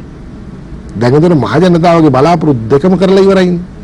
හැම දිස්ත්‍රික්කෙම පළවෙනියටත් ගෙනාවා උගතෙක්. දේශපාලනේ නොවන කෙනෙක් ජනාධිපතිත් කෙරුවා. දැන් ඒකත් නොවනකොට මිනිස්සු මහජනයා මොකද කියන්නේ? දැන් මොකද කතා කරන්නේ? දැන් කියනවා විධායක ජනාධිපති ක්‍රමය අවශ්‍ය කරන්න ඕනේ. ආයතනයක් අගමැති කෙනෙකුට කියන ඉන්න දෙන්නම යන්න ඕනේ. ලංකාව සම්පූර්ණයෙන්ම ටෙක්නොක්‍රැට්ස්ට ඒ කියන්නේ උගතුන්ට ඒ කියන්නේ විවිධ ශාස්ත්‍රවල ප්‍රාමාණික විද්‍යාඥයින්ට දෙන්න. ලෝකේ ක්‍රමය හැදිලා තියෙන්නේ කොහොමද? පාර්ලිමේන්තුවට තෝරන්නේ මහජනයා. මහජනතාව තෝරන පුද්ගලයෝ ප්‍රාමාණික අය නෙවෙයි. මොකද මේක උගතුන්ට සෙල්ලම් මේ කියන්නේ මහා පරිමාණ උගතුන්ට සෙල්ලම් කරන්න පුළුවන් පිටනියක් නෙමෙයිනේ. ලෝකෙ වෙන රටවල් කරන්නේ. එතකොට ඒගොල්ල ප්‍රාමාණික උගතුන් හයර් කරනවා. හයර් කළා තමන්ගේ වැඩේ කරනවා. ඇමරිකාව එහෙමනේ. ඇමරිකාවේ ඔක්කොම කොංග්‍රස් මණ්ඩලයේ ඉන්න අය ආචාර්ය උපාධිය නැන්නේ ලෝකෙ කරන්නත් බෑනේ. වෙන්නේත් නැහැ නේ. දැන් හිට මැතිවරණයක් තිබ්බොත් ලංකාවේ විශ්වවිද්‍යාල වල ඉන්න ආචාර්යවරු සියල්ලෝම තරම් කෙරුවා තමයිලාට මහජනයා තෝරගන්න නැති වෙන්න පුළුවන් නේ. හරිද? ඒක වෙනම කතාවක් නේ. ඒක දේශපාලන ගැන එකක්. හැබැයි දේශපාලනයට පුළුවන් වෙන්න ඕනේ ප්‍රතිපත්ති නිර්මාණය කිරීම සඳහා මේ ප්‍රාමාණික වියතුන්ගේ සහාය ලබා ගන්න. සහ ඒක දේශපාලනික වශයෙන් කළමනාකරණය කරන්න දේශපාලකයෙකුට පුළුවන් වෙනවා. දැන් මේක වෙන්නේ නැහැ කියලා නෝ කියන්නේ. උගතුන් ගිහිල්ලත් පාර්ලිමේන්තුවට ඒකත් අසාර්ථකයි. වියතුන් නොවන ඒ කියන්නේ දේශපාලකයෙක් නොවන කෙනෙක් ජනාධිපතිතුමා වුණා ඒක අසාර්ථකයි. ඉතින් මෙතන මොකද්ද තියෙන්නේ? සිස්ටම් එකේ ලොකු වරදක් තියෙනවා. සිස්ටම් එක වෙනස් කරන්න ඕනේ ආර්ථික මොඩලය. ඒ ආර්ථික මොඩලය වෙනස් කරනකොට අනිවාර්යයෙන්ම ඔබ කියන අර ප්‍රමාණාත්මක සාධකේ වැඩි දියුණු වෙනවා. මම අර කලින් කිව්වේ අපිට මේ පණ අදින ආයතන සදාකාලික අලාභ ලබන ආයතන හැමදාම මේ මහජන අපේ බදු මුදල් වලට බරක් තියෙන දේවල් නැවත ප්‍රතිව්‍යුහගත කළ යුතුමයි. කොටප කියනවා නම් අපේ සල්ලි කන තැන් සල්ලි උපයන තැන් බවට පරිවර්තනය කරන්න ඕනේ. එහෙම නැත්තම් මොකද වෙන්නේ? ආර්ථිකය විතරක් නෙමෙයි සමාජ දේහයත් කඩා වැටෙනවා. අපි මේක නොකළොත් මම දීලා තියෙනවා ලංකාවේ පෞද්ගලිකාංශය මේ කුණාටුවට ආවුනොත් පෞද්ගලිකාංශයේ ලක්ෂ ගානකට රැකියා හිමි වෙනවා. රාජ්‍යාංශයට පඩි ගෙවා ගන්න බැරුව යනවා. ඒක බය වෙන්න කියන දෙයක් නෙමෙයි මේක වෙනවා. ඊළඟට සමාජයේ විශාල අසමානතාවයක් ඇති වෙනවා. මේක රුසියාවේ වුණා. රුසියා විප්ලවය කොමියුනිස්ට්වාදයේ අසාර්ථක වුණාම සමහර අයට පඩි ගෙව්වේ වොඩ්කා බෝතල් වලින්. වොඩ්කා වලින් තමයි පඩි ගෙව්වේ රුසියාව. ඒ තරමට ආවා. හැබැයි රටට පසුව කළමනාකරණයක් වැඩි කරලා ඒගොල්ලන්ගේ ස්වභාවික සම්පත් ගොඩක් තිබුණා නම් රුසියාව දියුණු වුණා. ලෝකේ වෙලා තියෙනවා. ඉතින් ඒ නිසා එතෙන්ට වෙන්න පෙර අපිට ගත යුතු උපාය මාර්ග ක්‍රියා මාර්ග ගන්න අවශ්‍ය කරන දේශපාලනික වෙනස්කම් ගැන විතරයි අපි කතා කරන්නේ. తాවකාලික වෙනස්කම් ගැන.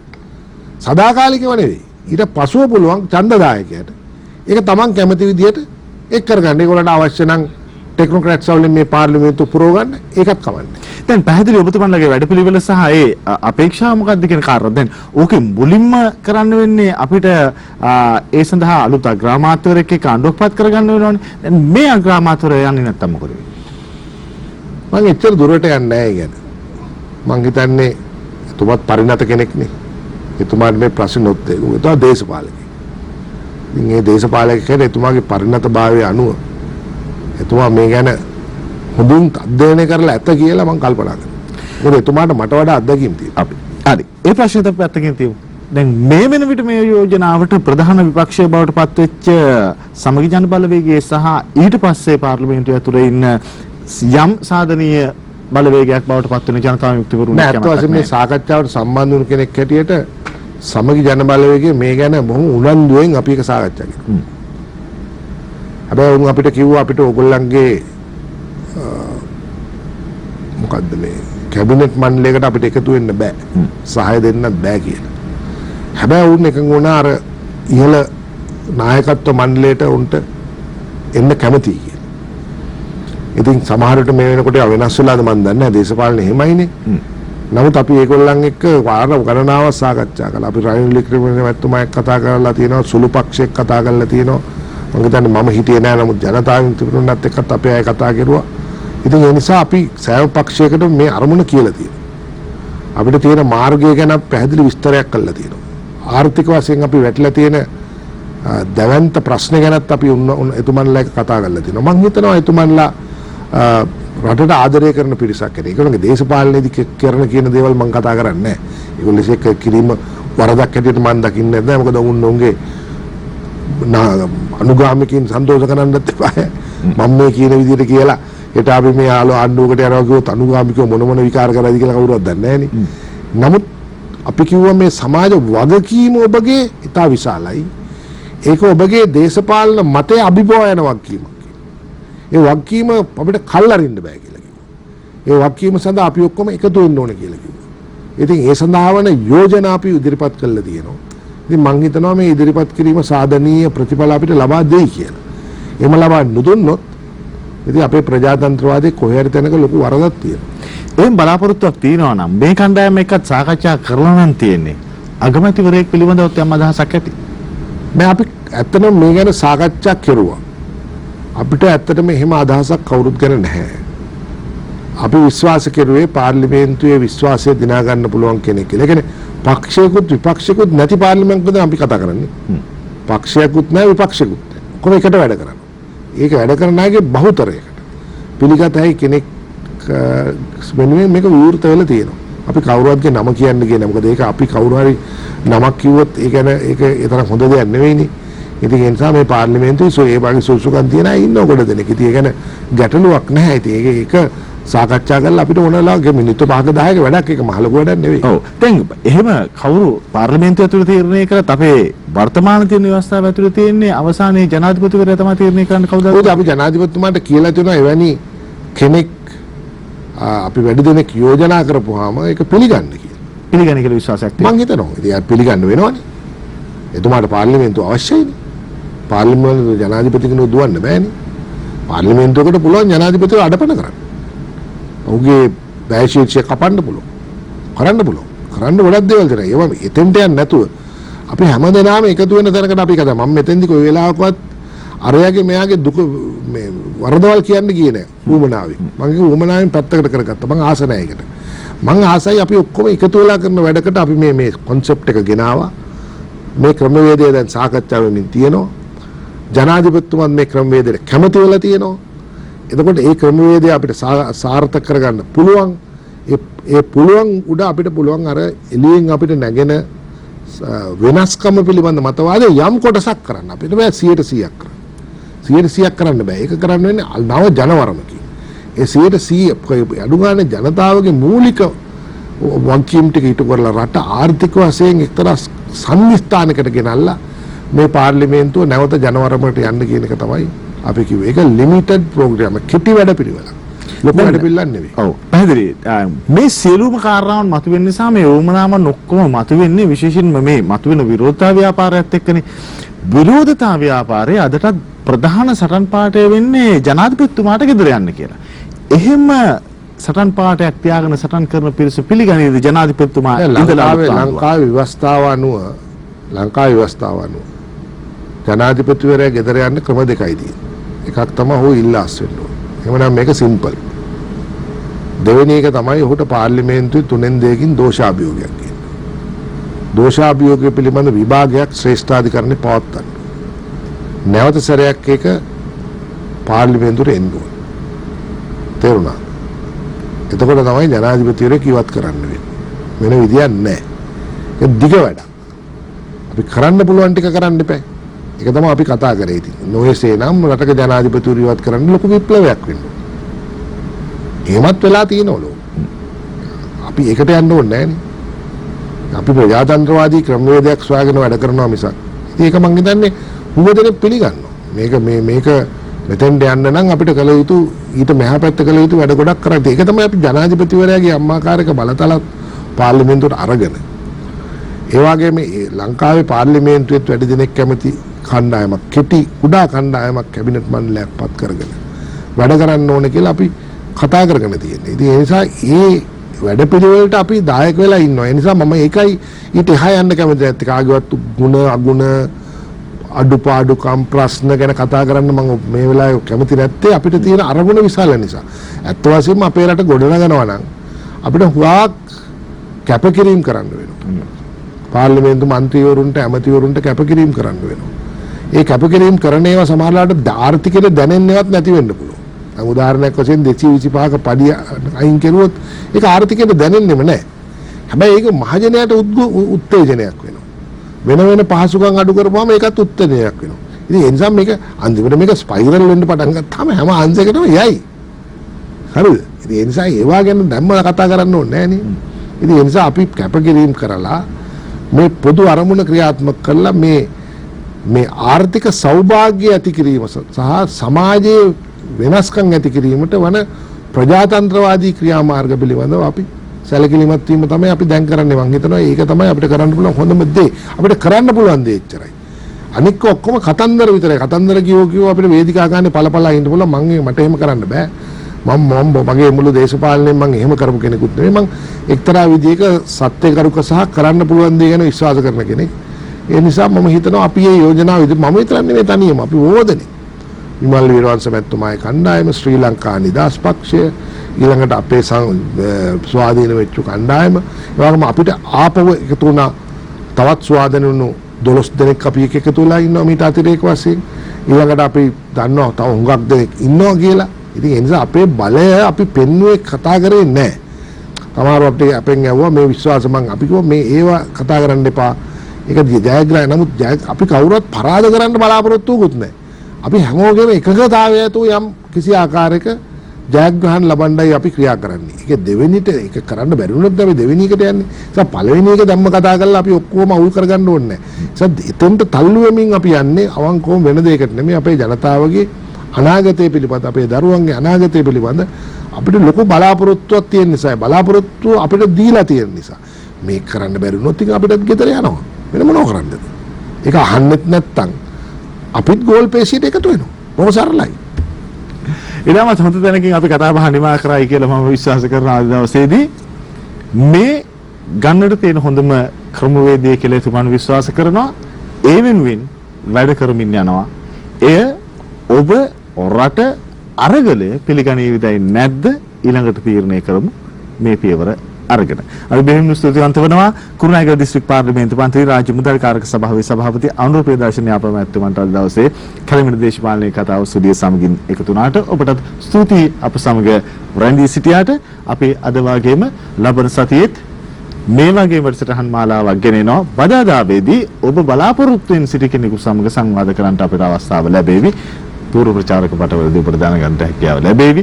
ඒ කවුද කියලා අපි ලබන සතියේත් මුණ ගැහෙමු. කැලණිමිට දේශපාලනයේ කතාව සුදිය සමග.